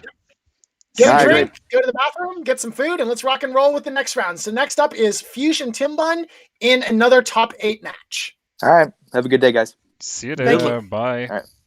Bye-bye.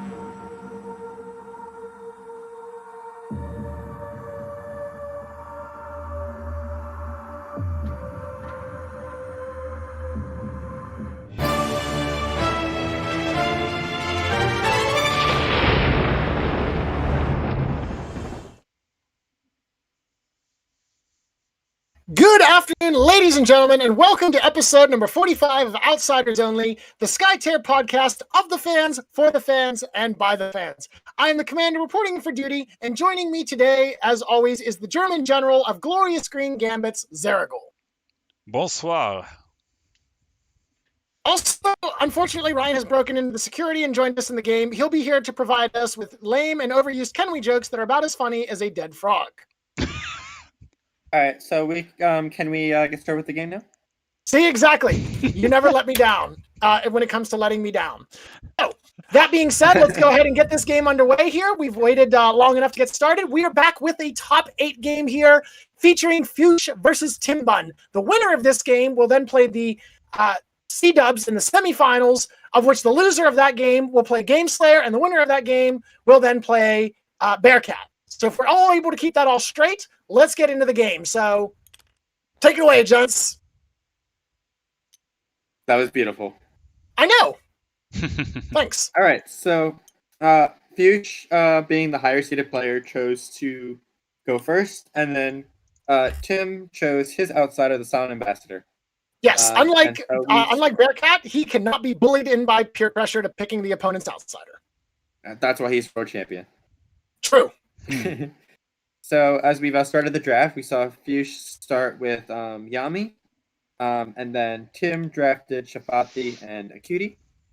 And then Fuchs followed up Yami with her best friend Ixotosk, and then Miyuki.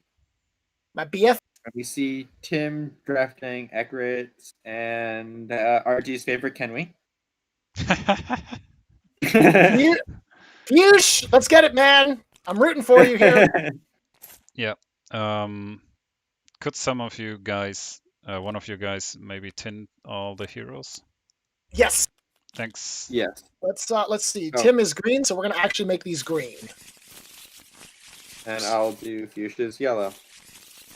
Okay. And a little bit of green. There we go. We want an aggressive You want the green. minions too? Well, I mean, at this point, Tim's are shaded an aggressive shade of green, so like I think we could. I mean, why not? But there we go. All right. There we go. Perfect. Great. All right. So as we mentioned, our victory conditions for this game, again, similar to last round, we've got Hunting Power, we've got Siege, which of course is displayed by the blank. Giacomo has not gotten tape to fix that yet, so we're going to blame Giacomo for that one.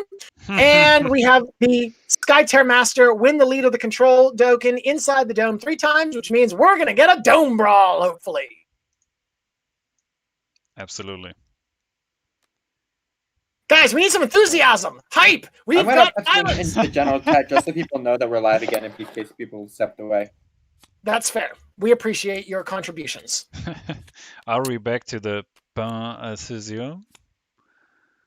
We. All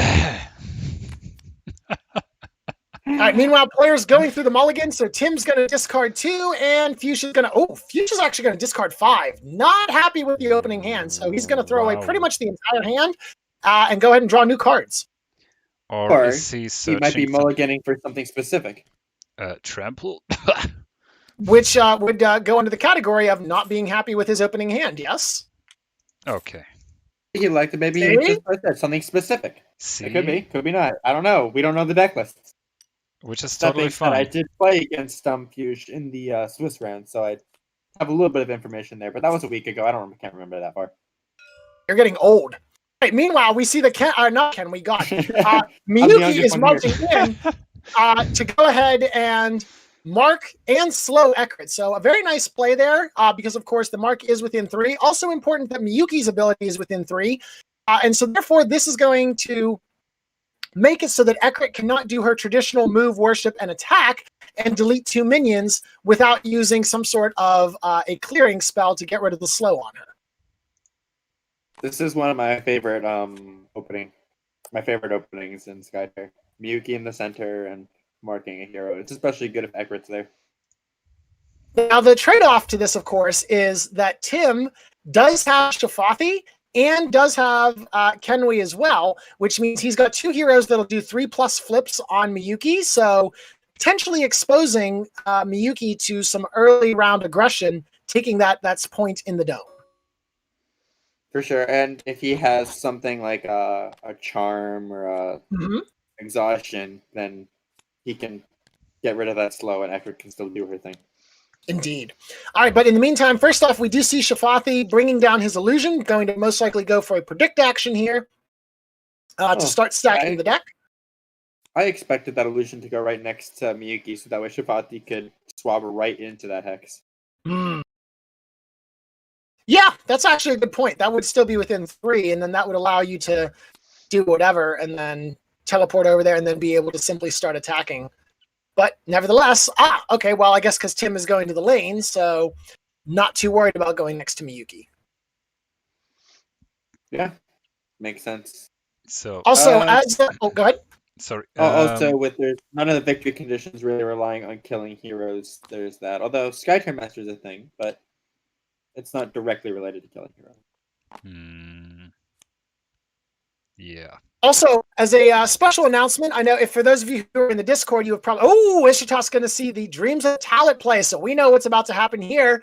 This is the popular Yami Ixa Taxi play here.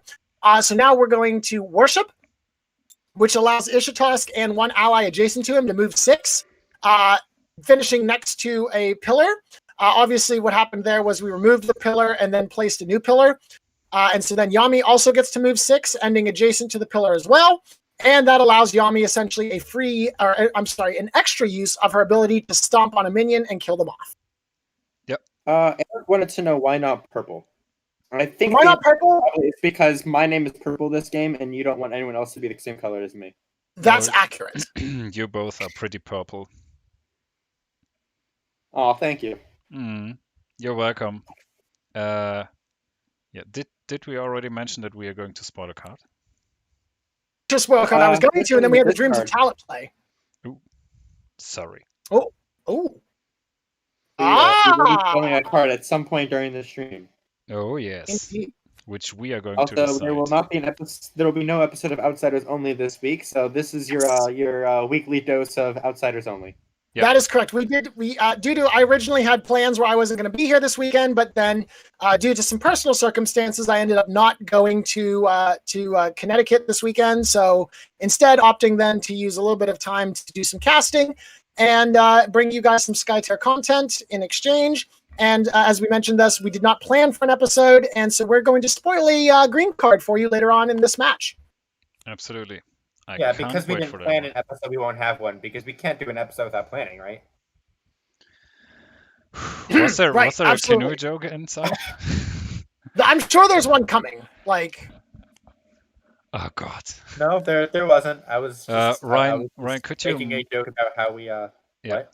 Ryan, could you mind could you just think about not talking and writing on your migraine? I have a mini migraine, you know. Oh, we need to have an actual migraine segment prepared. This is the problem. See, Zaraghul, this is the problem with those 20-somethings these days. They just are so irresponsible. They don't get their stuff done. Oh, Jesus. I almost spilled my iced tea everywhere. They just don't get their stuff done. I figured with this not being a full podcast, I can just do a mini migraine as a teaser for the next episode. So what you're saying is you're half-assing it for our viewers. Thanks. Appreciate it. Oh, meanwhile, the Whisper of Nupton is going to allow Akuti a free illusion drop there. She's going to actually be able to move, attack, destroy 2 minions, and then lead as well if she so chooses. You know, RG, you specifically said not to do the migraine. I mean, yes, but after I was overruled, then if you're going to do it, you need to do it properly. Yeah. That's how this works. All right, so 2 minions. Yeah, do it or leave it. So for some reason, by the way, as we mentioned last game, sometimes TTS will eat your inputs. So Akuti's third action was the move, and then we did see the lead action there before it exhausted and went away. So Akuti's action there, she did move. I think it was a skirmish, actually, but regardless, she did use a movement action. Use the Whisper of Nupton to cast her illusion out, attacked a minion, deleted the other minion with the retribution from her illusion, and then led from the hand. Mm-hmm.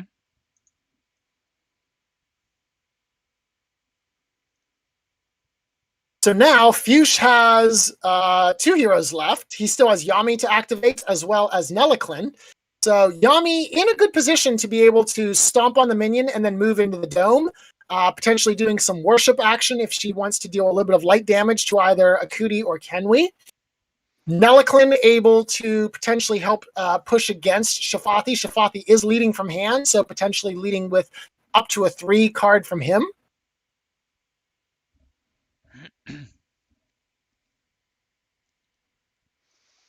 Great conversation, guys. Thanks for leaving me hanging. Sorry. Do you guys have any predictions for this game?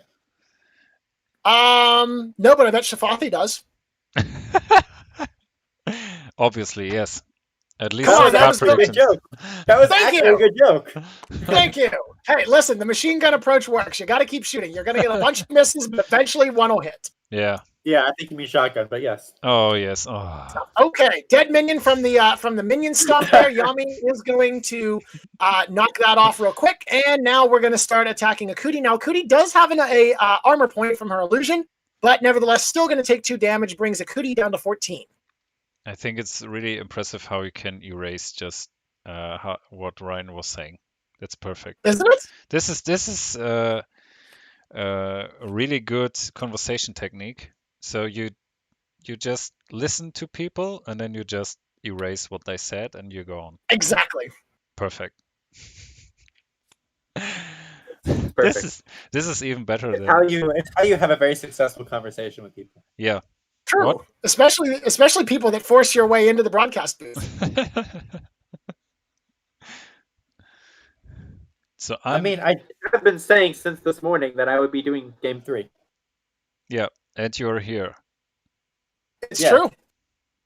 I believe it was originally supposed to be me and Zaraghul on the schedule, so I don't know who the one you're talking about that forced their way into the stream. If you read the schedule, it was originally you and I. So are you saying Zaraghul's not welcome after he? Well, then it was Zaraghul, so much not to you. host this entire stream.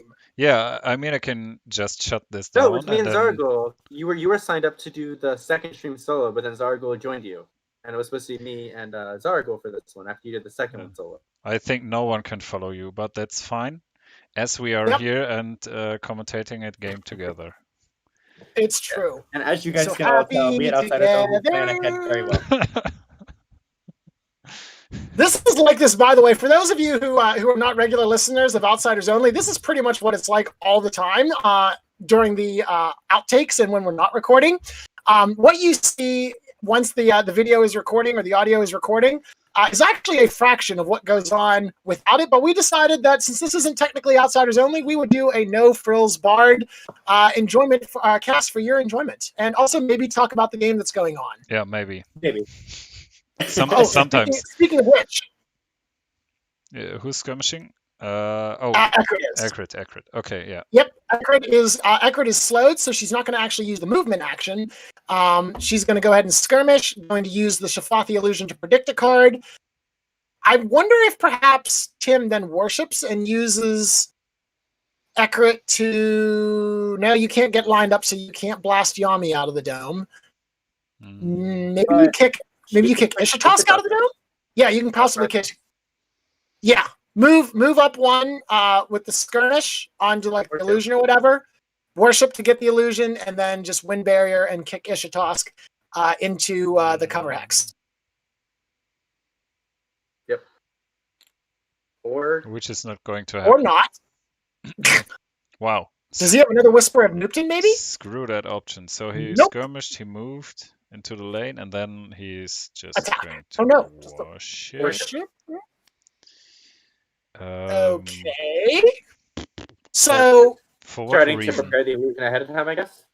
That seems to be the case. Yeah, setting up for a round 2. Yeah. So here's the thing: if Nelliclin attacks a minion and then leads, it'll be a tie. I don't know about this. I feel like you would have been better off moving and then attacking the minion. Yeah, well, I think it actually kind of does make more sense than the original play. We were talking about moving Ishitosk out because Miyuki still has the lead from hand. So true. If Nelliclin goes in the dome, then he can still win the dome. And if Nelliclin doesn't, then the best Tim can do is tie it, and he has to use Kenwi to do that as well, and has to get the lead there. So I think at this point he's just giving up the dome round one and trying to push both lanes makes sense. Yep. Yeah, because this way then Tim can go for siege because obviously Sky Tier Master takes a minimum of 3 turns in order to win. Tim could easily set up here if he does both lanes effectively. Right now, as we see, Tim is winning 3-0 in lane number 2, assuming 4-0, assuming that Akudi has a 3. But if Kenwee comes over into lane 1, then Tim could potentially have both both control tokens pressed against Fuchsia's tower, setting up for a possible turn 2 siege victory. Yep. Although Nelliclin is going to do his best to prevent that. Yep. And a lead from the hand. So Kenwee needs to come over and delete a minion. You could do a move, a skirmish, and an attack, kill the minion, and that'll give you a 2-point advantage? Nope. Kenwee can't. No? Kenwee can't because she's going to be slowed when she activates. Right, because of the issue toss. That is correct. She can still skirmish, move into the lane. Yes. And at that point, it should be 4-3 with each of them having a lead, so he would still win the lane, even without killing a minion. So slow on Kenwee. Yep, there we go. Ishitosk just in range of that pillar. Again, similar to the Nuptons, the talent abilities were all changed. So if they have the talent pillar next to them, it is now within 3 as opposed to line of sight. Yep. So Kenwee does go for the move, does go for the skirmish, and then I assume perhaps she's going to worship. But elects not to predict about these illusions. Okay, probably. Yeah, at least Tim is putting down all the illusions to get the maximum effects, maybe. So the reason we put... Oh, no, I was just going to say, the reason we put Kenwee's illusion there and not get the effect for herself, she's not going to necessarily be in danger of being attacked by the Silent Ambassador right off the bat, but that Kenwee position does make it so that Akudi will be able to move once she's damaged. Yes. Yep. And we see that lane push by one, as we were talking about there. I was going to mention before they went to the minion phase that a ton more from Yami would be really good for Fuchs, but obviously he didn't have it. Well, Yami didn't lead, so it wouldn't really make a difference. Because Akudi led for make it a tie. It would make it. No, it wouldn't. It would be a 4-1. Never mind. Akudi had a lead from hint. Yeah. So yeah, there was no need for Yami to do that. All right, so Tim wins 2 cards there from the lanes, and now Fuchs gets the Sky Tier Master. So we are now going to see the Silent Ambassador appear on the field. Silent Ambassador must be placed anywhere adjacent to the dome's perimeter on the inside or the outside, doesn't make a difference. Then Wormhole allows you to swap a target hero with any other hero within 4. Very, very powerful displacement effect there from the Silent Ambassador. Often one of the main reasons that she's selected is from the Wormhole ability as well as her ranged damage. She does do 3+ a flip. She also has the Farsight ability, Predict 2. And then the Stone Storm, which does a 2x2 AoE that allows you to do 1+ the flip and apply slow to every enemy hero hit. Right now, that would be pretty big. As you can see, Tim has 3 heroes that are within range there, and just one off from being able to actually position such that he could swap Akudi in and get all 4 heroes with a single Stone Storm. But nevertheless, still able to get 3 with the Stone Storm. So even if you don't do a lot of damage, you're still going to end up slowing all of them, which is pretty big. Brian was asking if he missed the spoiler. No, you didn't miss the spoiler because we didn't spoiler anything yet. Not yet. It's coming. We promise. And Clinton, the 3rd VC is Siege. It doesn't show up on the mod or on the HUD because, well, you know who to blame. Yes. Because tape is slacking, and so we need to blame Giacomo for not cracking the whip on his employees. I think it actually might be because I know tape brings it has the cards coming in from the Sky Tier database, so it might actually be something on Giacomo that not tape sent. I don't know for sure. Well, regardless, we can either directly blame Giacomo or indirectly blame him. I'm not sure which, but the net result is we still get to blame him, so everything is all well and good at the end. Yeah, or maybe both, so twice. That's true. The only thing better than blaming Giacomo is blaming Giacomo and somebody else. Yeah, and here you go, Eric. Here's your purple tint. Yeah, there we go. We've tinted the Silent Ambassador purple. It just doesn't. It just doesn't roll off the tongue as much. Purple, daba, yeah, it just doesn't work. Like, I'm blue just rolls off the tongue. What are you talking about? You wouldn't know. It's a song from when you were about 3. You were still in diapers. Speaking of which, Zaraghul, do they still do the Eurovision contest, like for music? Yes, we do. Is that Oh, still a it's thing? such Okay. a shame. It's so bad. Oh, man. This is so bad. Oh my It's just God. about the show. It's not. Well, it's definitely not about the music. We know Not that about much. the music. It's not about the music. I think you can watch America's Got Talent, which should be wow, better. it's worse than that. Yikes! I think in regards to the Sky game we have going here, I think Ecrit's illusion placement also might have been some sort of might have been done as a counter to the Sound Ambassador. Also, a fair point. Ecrit's illusion would allow for that not to, or for the swap not to occur. Enemy heroes move. Ooh, Enemies are plus doing 2. interesting things here too. Actually, that's very true. This Stone Storm is going to deal 3 damage total. So 3 damage to Shafathi, and 2 damage to both Kenwi and Ekrit. So the question is now, even though they're all slowed, does Tim take advantage of the... Sorry, I have hiccups and I'm trying not to let them come out. Does Tim use Kenwi's illusion to shift around and move? It looks like he is. He's going to pick up Ekrit. So Ekrit is going to reposition. Shafathi is going to reposition, and Kenwi. All right. We march together towards the enemy base.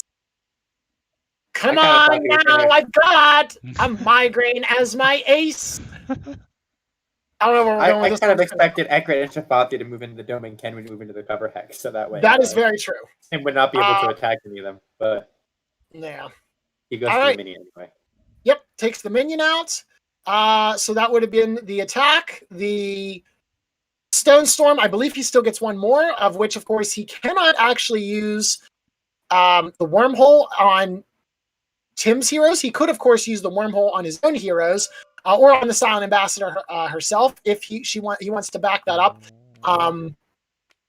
In order to make it using the Farsight. All right, so going to see if the cards that he's predicted are cards that he wants to draw, or throw them away and take his chance on something else. I will let you guys know how many he gets rid of, but I will not say what any of the cards are. Yep, gets rid of one and puts another one back. Or you could do that, even though I said I would. Oh, did you say you were going to do that? I'm sorry. I was still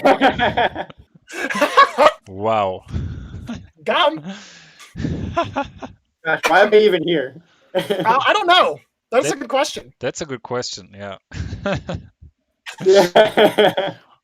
Sometimes we hang around in a strange podcast, if I remember correctly. I don't know why exactly, but we do.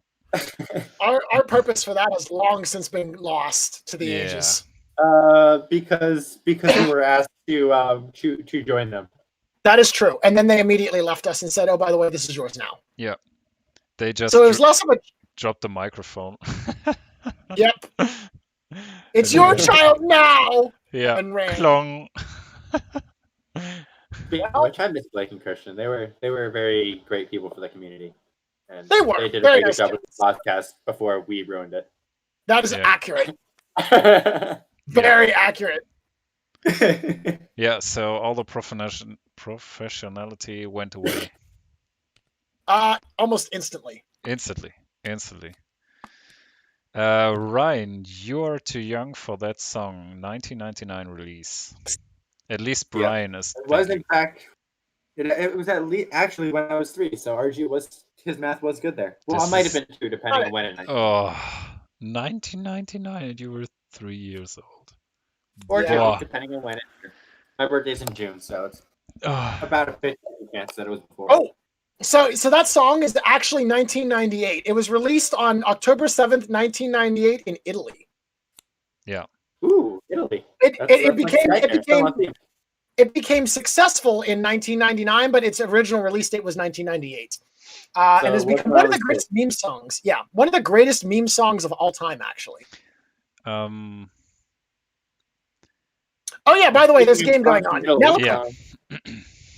Meliklin has decided to move into the dome now for a skirmish action here. So Fuchs going to push his advantage, already winning Sky Tier Master in turn number 1, says, well, you know, Tim's kind of got a bit of a pressure situation here on me. I need to do something to start setting up my win conditions. The problem is, I'm not entirely certain how this is going to work out for him. We did see that the skirmish damage did do a little bit of damage there to Ekrit, down to 13 hit points now. And so as a result, again, going to be able to use Kenwi's ability, move up 1 more unit closer. Okay. So interesting positioning of that that outsider that is right next to 3 of Tim's heroes. I feel like he's going to keep pressing siege and not take advantage of that, but hunting for power is on the table right there. Indeed. Hunting for power again, Eric, yes. And we have got a purple silent ambassador just for you. Yes. And you did miss how Ryan was tinting it. Shame. Yes. Shame. Yeah. Shame. Shame. Yeah, Shame. There's the purple. Ding, ding, ding. Okay, I think Tim is just going for siege here, right?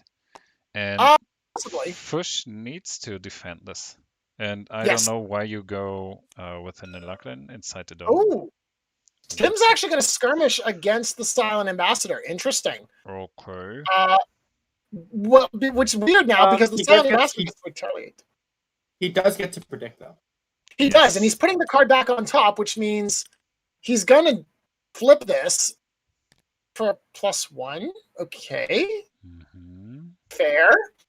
So now Fuchs gets to take a retaliation action. Could, yeah, but he could swap If his he position. gets Shapathi can move 1 more hex because he's still Yeah. within 3 time resolution. But do you want to do this? Well, Why not I putting mean- more damage on the outsider then? yeah. I don't, yeah. Well, because if he swaps with Shafathi, then that means that the Silent Master could target either Kenwi or Akuti. +3. Okay, so that's going to be 6 a 6 damage. damaging attack. Yeah. So Shafathi's down to 9. So basically, this is the case of a little kid poking you, saying, "I'm not touching you. I'm not touching you. I'm not touching you." And finally, you get angry enough, turn your hand into a fist, and just punch the kid right in the face and say, "Guess what? I'm touching you." Yeah, and he is moving because of the illusion. Why are Okay. we all? Never mind. I'm not even gonna. Yeah. Don't even Stop ask. it. I just realized how bad that example probably was. but that's okay. It's one of those things you process after it comes out of your mouth, and you're just like, "Yeah, you know what? We're just gonna run with it." I was gonna comment on it, meanwhile- but I figured I just made the mature decision not to. Nope, The we're gonna skip mature that. Meanwhile, so Shapathi goes and deletes the pillar there, which I guess means that you can't Yami taxi Ixatosk and Yami over there, but Why would you? I don't know. Yeah, I mean, I guess to try and provide some lane support or something. I'm not Yeah, entirely but certain what the plan You was. already got 3 heroes there. I don't think Yeah. that you need more. And they can all kick some minion butts. Yes. Hmm.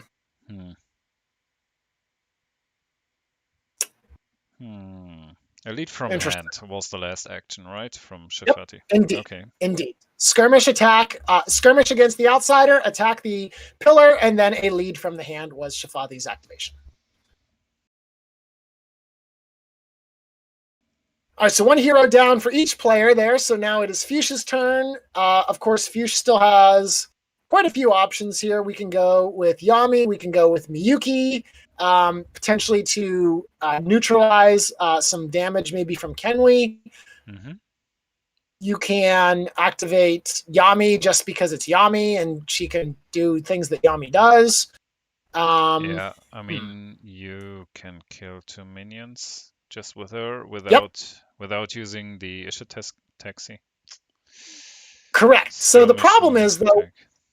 yeah, with that positioning, then Yami won't be able to lead. Although I guess to be fair, Akuti without a Whisper of Nupton would not be able to lead either. So essentially, it would be a 1-to-1 tie in lane number 2. Mm-hmm. Well, not necessarily. Akuti could choose to not worship and lead instead.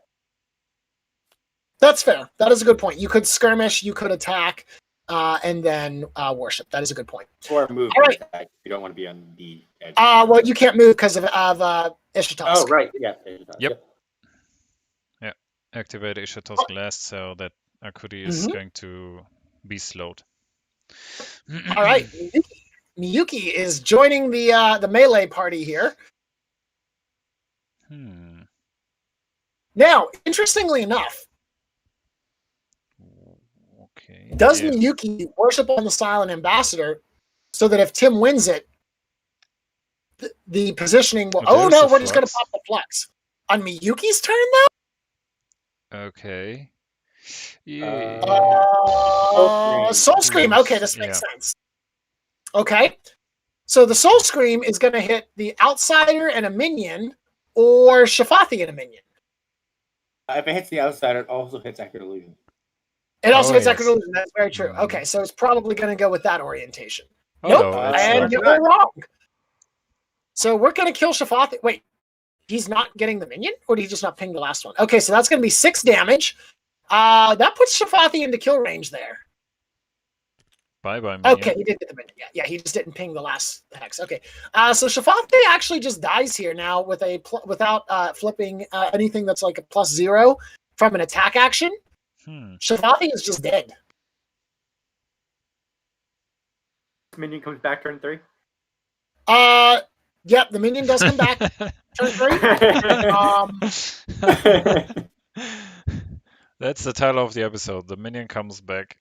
the minion comes back around 3. Around 3. We have our Outsiders Only episode title, right? Yes. We need a timestamp. How long have we been live for? Streaming 4 hours ago. Crap, it doesn't tell us how long we've been up. Okay, so 4 hours. We'll say 4:40. We're gonna time because eventually I'll go back and we'll go back and add timestamps. Yeah, we're live for around 30 minutes, I think. It was like close enough. We'll round off. Minutes.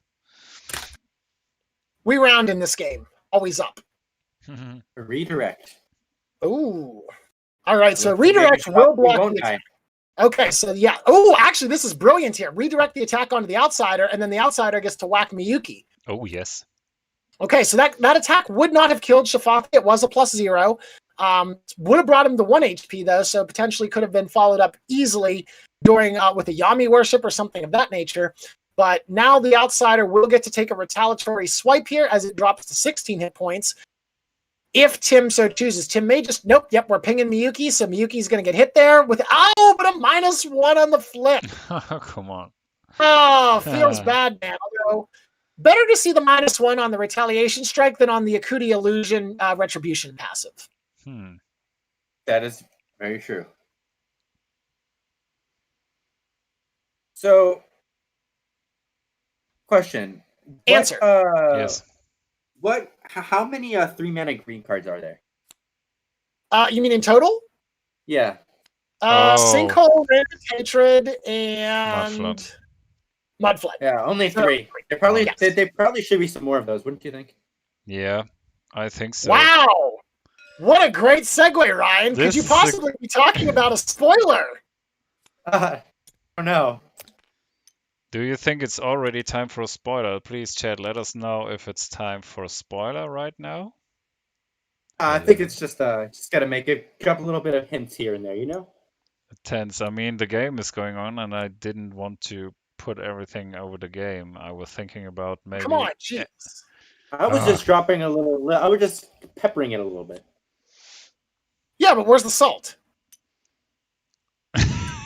Well, I had the salt last weekend when I was playing in this. Salt and now we're all depressed. All right. So meanwhile, we'll get back to that spoiler card in a little bit. We do see that Tim is in fact so angry he's going to do a double worship followed by a skirmish action. Without declaring a target there at all. And it's still on Miyuki, so I'm not actually certain which hero Tim went with there.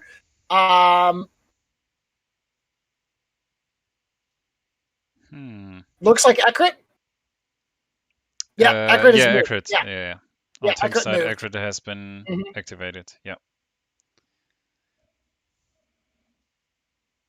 So we do see that, and actually, as it stands right now, if Fuchs doesn't respond, that will do some tower damage, which does leave Fuchs potentially open to a siege play. Now, that being said, Shafathi is on 3 HP, which means that he's pretty much dead in the water to Yami. But the trade-off then is that Akuti can simply just march down and very easily take control of lane 2.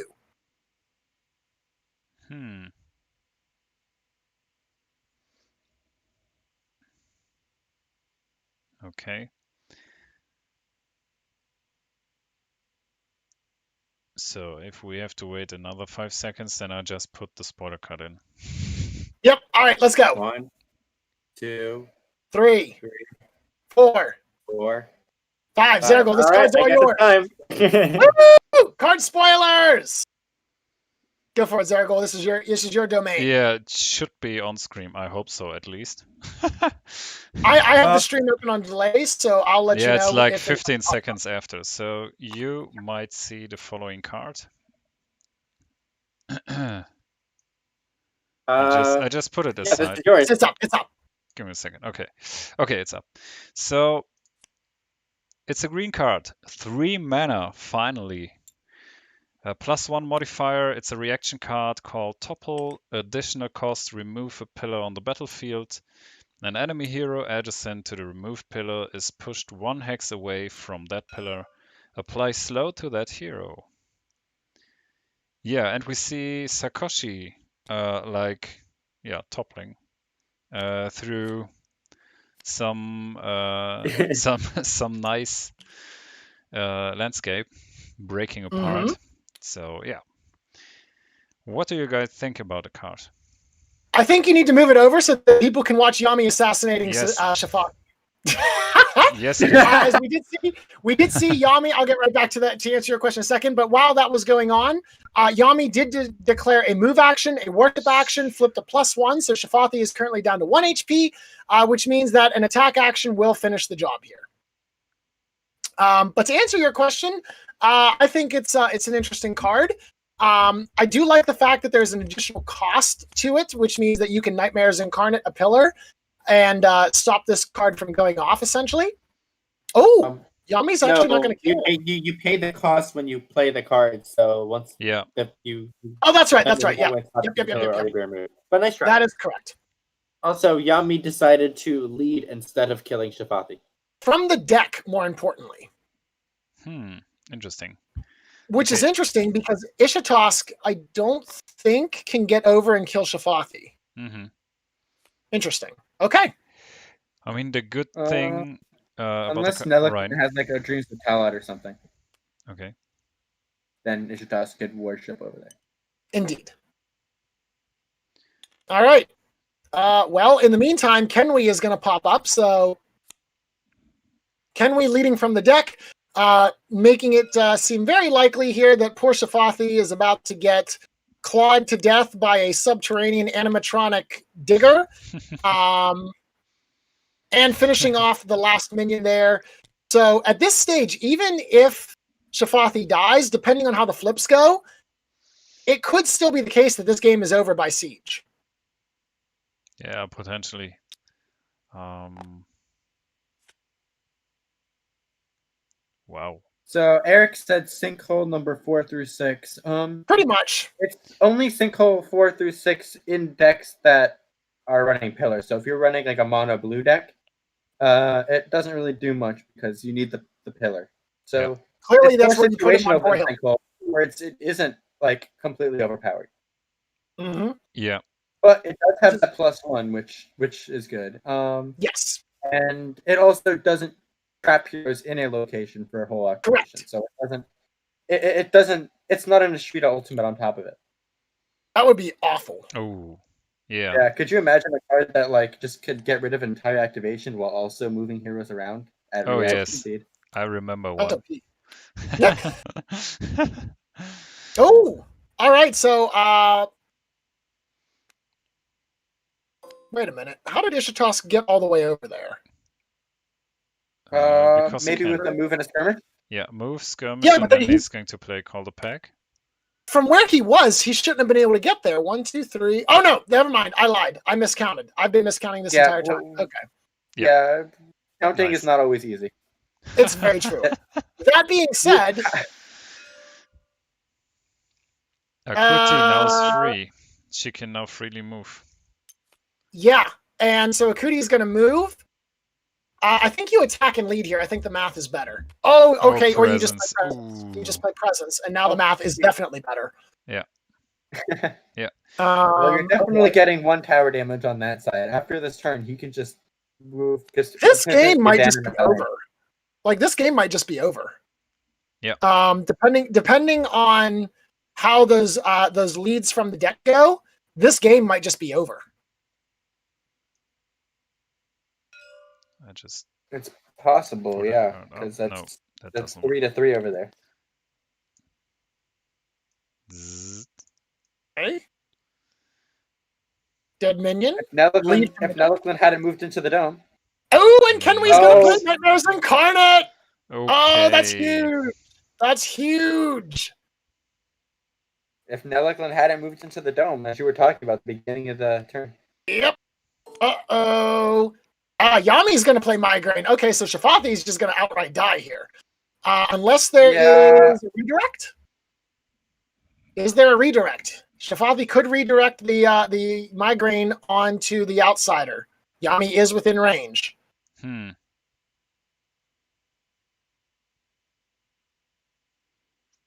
Looks like it's not going to happen. I don't know. Nothing's happening here yet. Shafathi's still on the field. Yeah. Shafathi would have to be the one to redirect it. Correct. Getting back to the card.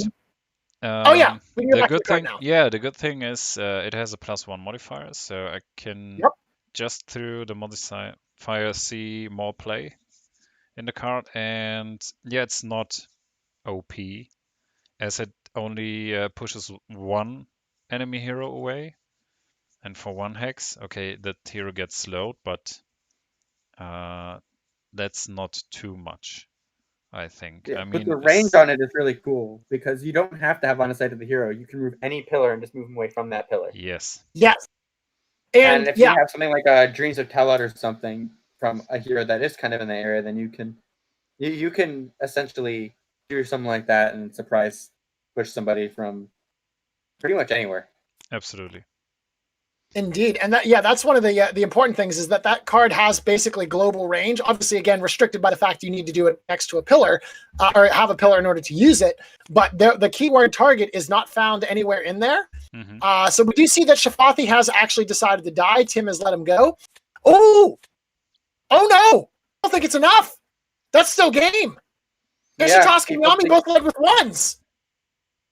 That's still game over. And Kemi led with a 3. Yep, that's still game. It does not matter. Shafathi may die, but that's game over. Because Akuti now will win enough with a way over amount of damage. So left tower has been damaged, right tower has been damaged. Game over by siege. Good game. Yep, and Fuchsia's showing his hand. Psychic Shield ×2. Feels bad having that in hand. Decree of Karuma. Exhaustion. Ugh. Okay, we are going to join the players in their game chat. Yep. I also had... So I had 3 direct damage cards in my hand. So I was thinking that it might be a situation where I could burst down the outsider if need be. I probably shouldn't have done the damage to the ambassador with Shafathi, but I thought I could get a point in and it wasn't going to be too much damage. And then she whacked you for 6. Yeah, and then she whacked me. But you can't know that. True. Because if I have a few more health there, it's not crazy. Oh, I was on the edge of my seat there. I just drawn three mana cards. These and the 2 ultimates, except for the mulligan at the first turn. What was the card that you kept? How many cards? What you kept 1 card. What was it? Sorry? Whenever you mulliganed, you only kept 1 card? Yes, I was looking for presence. Okay. Was that what was in your? What was the card you kept? I kept the Totem. Yeah, Dreams. Dreams of That makes Tower, sense. yes. Whew. That was a good game, guys. That was very good. The entire game, I'm just like, oh. And I have 16 3-mana cards, but I draw just 3 after the mulligan. Yeah, Tim, you missed a few triggers on I think Outsider Retaliations and Predict Shafati's Illusion. What did I miss on the retaliation? I think I saw someone in the chat mentioning I think after the redirect you didn't retaliate. Yeah, I did. Okay. Yes. He did 1 damage to Miyuki. And then there was a time I didn't do the predict because I had already predicted that card. It was a Nightmares that I wanted to draw. Okay. Yeah, whenever I came over, I had already left a card on top because I moved the 1 hex and then skirmished. Yeah, that's the Yeah, point. so I knew it was on top, so I just wanted to draw it. So you didn't miss any triggers. Okay, you can still be world champion, I guess. I mean, don't get me wrong, I've played so few games of Diablo that I've missed plenty of triggers. But yeah, it's missing them that helps you learn how to do it right. Yeah, I was afraid with Miyuki that you were going to mark Ekrit, because then it just gets hard. It was already slow when I was trying to. I had 0 mana card in my hand. Yeah. So I wanted to try the lead from the deck as much as possible. Mm-hmm. I wonder if I mean, obviously you ended up killing Shafati, so it was good. But if you could have attacked the outsider to draw a card, maybe?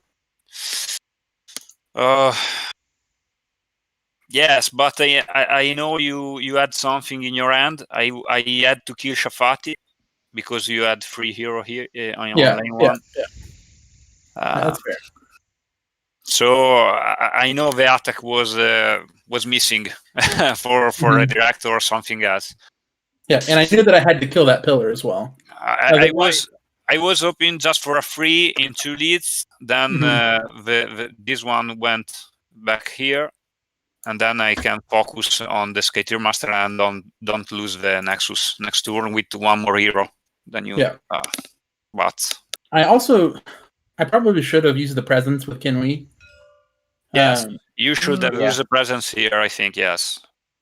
I was completely alone on lane 1, on lane 2. So I think the presence here and was a game. I think because I could have presence, and I still had the unspent mana on Shafati to play the Nightmares to kill the minion if you ended up killing him. Yes. Mm-hmm. But yeah, that was a great game. But I would have responded with a migraine after your Nightmares, I think. Sure. So Tim, I just want to say I had 1 minion more here. How you used Ekrid's and Kenwi's illusion to kind of neutralize the effects of the Sound Ambassador. Yeah, I hate getting my minion swapped around or my hero swapped around. Sure. And then just not having that on the table just feels really good. Yeah, and then with the slow, you were able to move 1 hex, so you kind of limited the effects of the slow as well. Yeah. Yeah. So I thought that was really good how you use that, and it makes sense. You bring this on Ambassador as your outsider, so you want to have ways to make it so it doesn't hurt you. Yeah. As much. I also have on the other half of my deck a very aggressive list that has the what's the card that lets the outsider attack? Provoke the Beast. Provoke the Beast. Yeah. Yeah, haven't seen that card since the rules changed. It's still good. Yeah, it's good. I just haven't seen it. Yeah, I agree. I was just like, yeah, that's weird that we haven't seen it. We need more provocation in this game. This game has to be provocative. RG mentioned at one point during the game, when you moved Nelliclin into the dome, he was thinking you maybe should have left Nelliclin in the lane over here. Yes, could be. He had you don't know how the round's gonna go. He had the last move, so it depends. Right. I mean, you want to be able to keep going for Sky Tier Master too. You can't always be defending. Yes, because if I had a 3 here in one of these lead, it wasn't so bad for me. Right, exactly. Because this one went back here. I had one more turn just to win the dome with one more hero, and just don't let the Nexus die. So I think it could be possible, but yeah, hindsight 2020, right? too few 3 mana cards. Yeah, sometimes that just happens where you just don't get the card you want. And I have how many with this setup?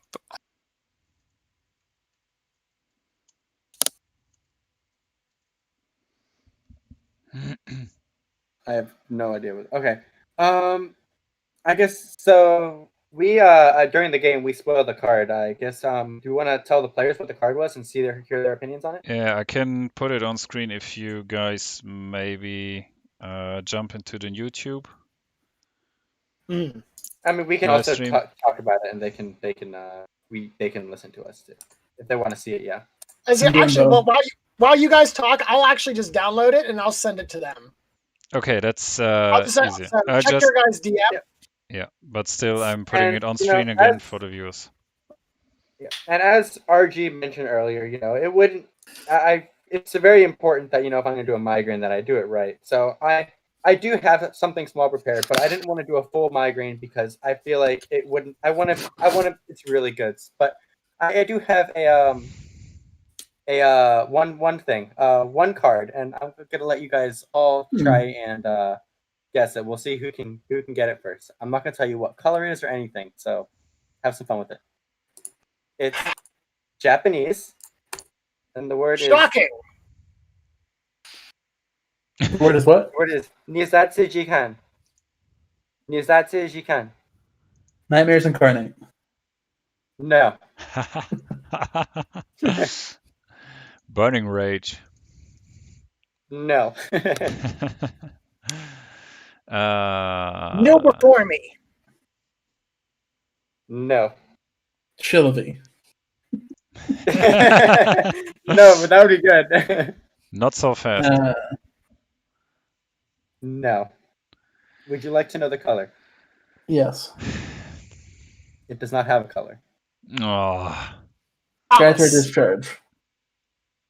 Psychic Vampirism. Psychic Shield. No. No. Biding Time. Yes, Biding Time. Nailed it. Wow. Wow. This new card seems really interesting. It's a 3-mana +1. Full stop. Just stop there for a second. Yep. That means it's going to see play. Sure. True. And then you remove a pillar on the battlefield. It doesn't say friendly. Mm-hmm. No, it doesn't. So you can remove your opponent's pillars and then push them off of their ivory towers. Another point, I didn't actually consider that. It doesn't say friendly fire. It just says remove a pillar. Didn't we have that issue before? Oh, this is potential. I mean, it's a weird version of like a shove or a slide or something that's obviously, I mean, because it's not like you can't just put a pillar down and then play this card. Right. But then it also has the weird green synergy of you have to be very proactive with what you're doing and knowing where you're putting stuff. And Indeed. if you can put a pillar in a good spot, like anywhere that's adjacent to a dome, and if the if an opponent stops adjacent to the dome, you can just push them into the dome. That feels good. This is going to go in decks. This is going to go in decks. I'll take 3, please. It's cool that it has like no range, so you can use it from a hero all the way to the other end of the battlefield. Yeah. You don't need to see the pillar or anything. It doesn't target. That's real interesting. I like it. And because the pillar is part of the cost, you can't use like a Nightmares Incarnate or something to get rid of the pillar to counter it. Yep. I like it. I'm in. You sold me on it. That was an easy sell. Puts it on screen. I'm sold. Poor Sakoshi. Poor Sakoshi, yeah. Poor Sakoshi. Fish, do you have any opinions on the card? Any thoughts? Sorry? Sorry? Topple, the card spoiled, Topple. Do you have any thoughts or opinions on it? Sorry, I didn't. Sorry, I was writing a message. Ask me again. No problem. We were just asking, did you have any thoughts about the new Topple card, the one that I just sent you in a DM? On off card, strongest card. You mean? The Topple card. Like, what do you like? Do you think it's good? Is it bad? Is it eh? How do you think it'll be used? In my deck or generally? In general. Oh, and in your deck. Why not both? Presence for sure. Is one of the best. I love Doom because can be used offensive and defensive. I love Redirect. Sure. And then Redirect, Doom, Presence, Sinkhole for sure. I think that's the best card I take in all my decks. Fair enough. Makes sense. So our next game was going to be the winner of this one. So Tim would be playing against C-Dubs. I don't think anybody has managed to.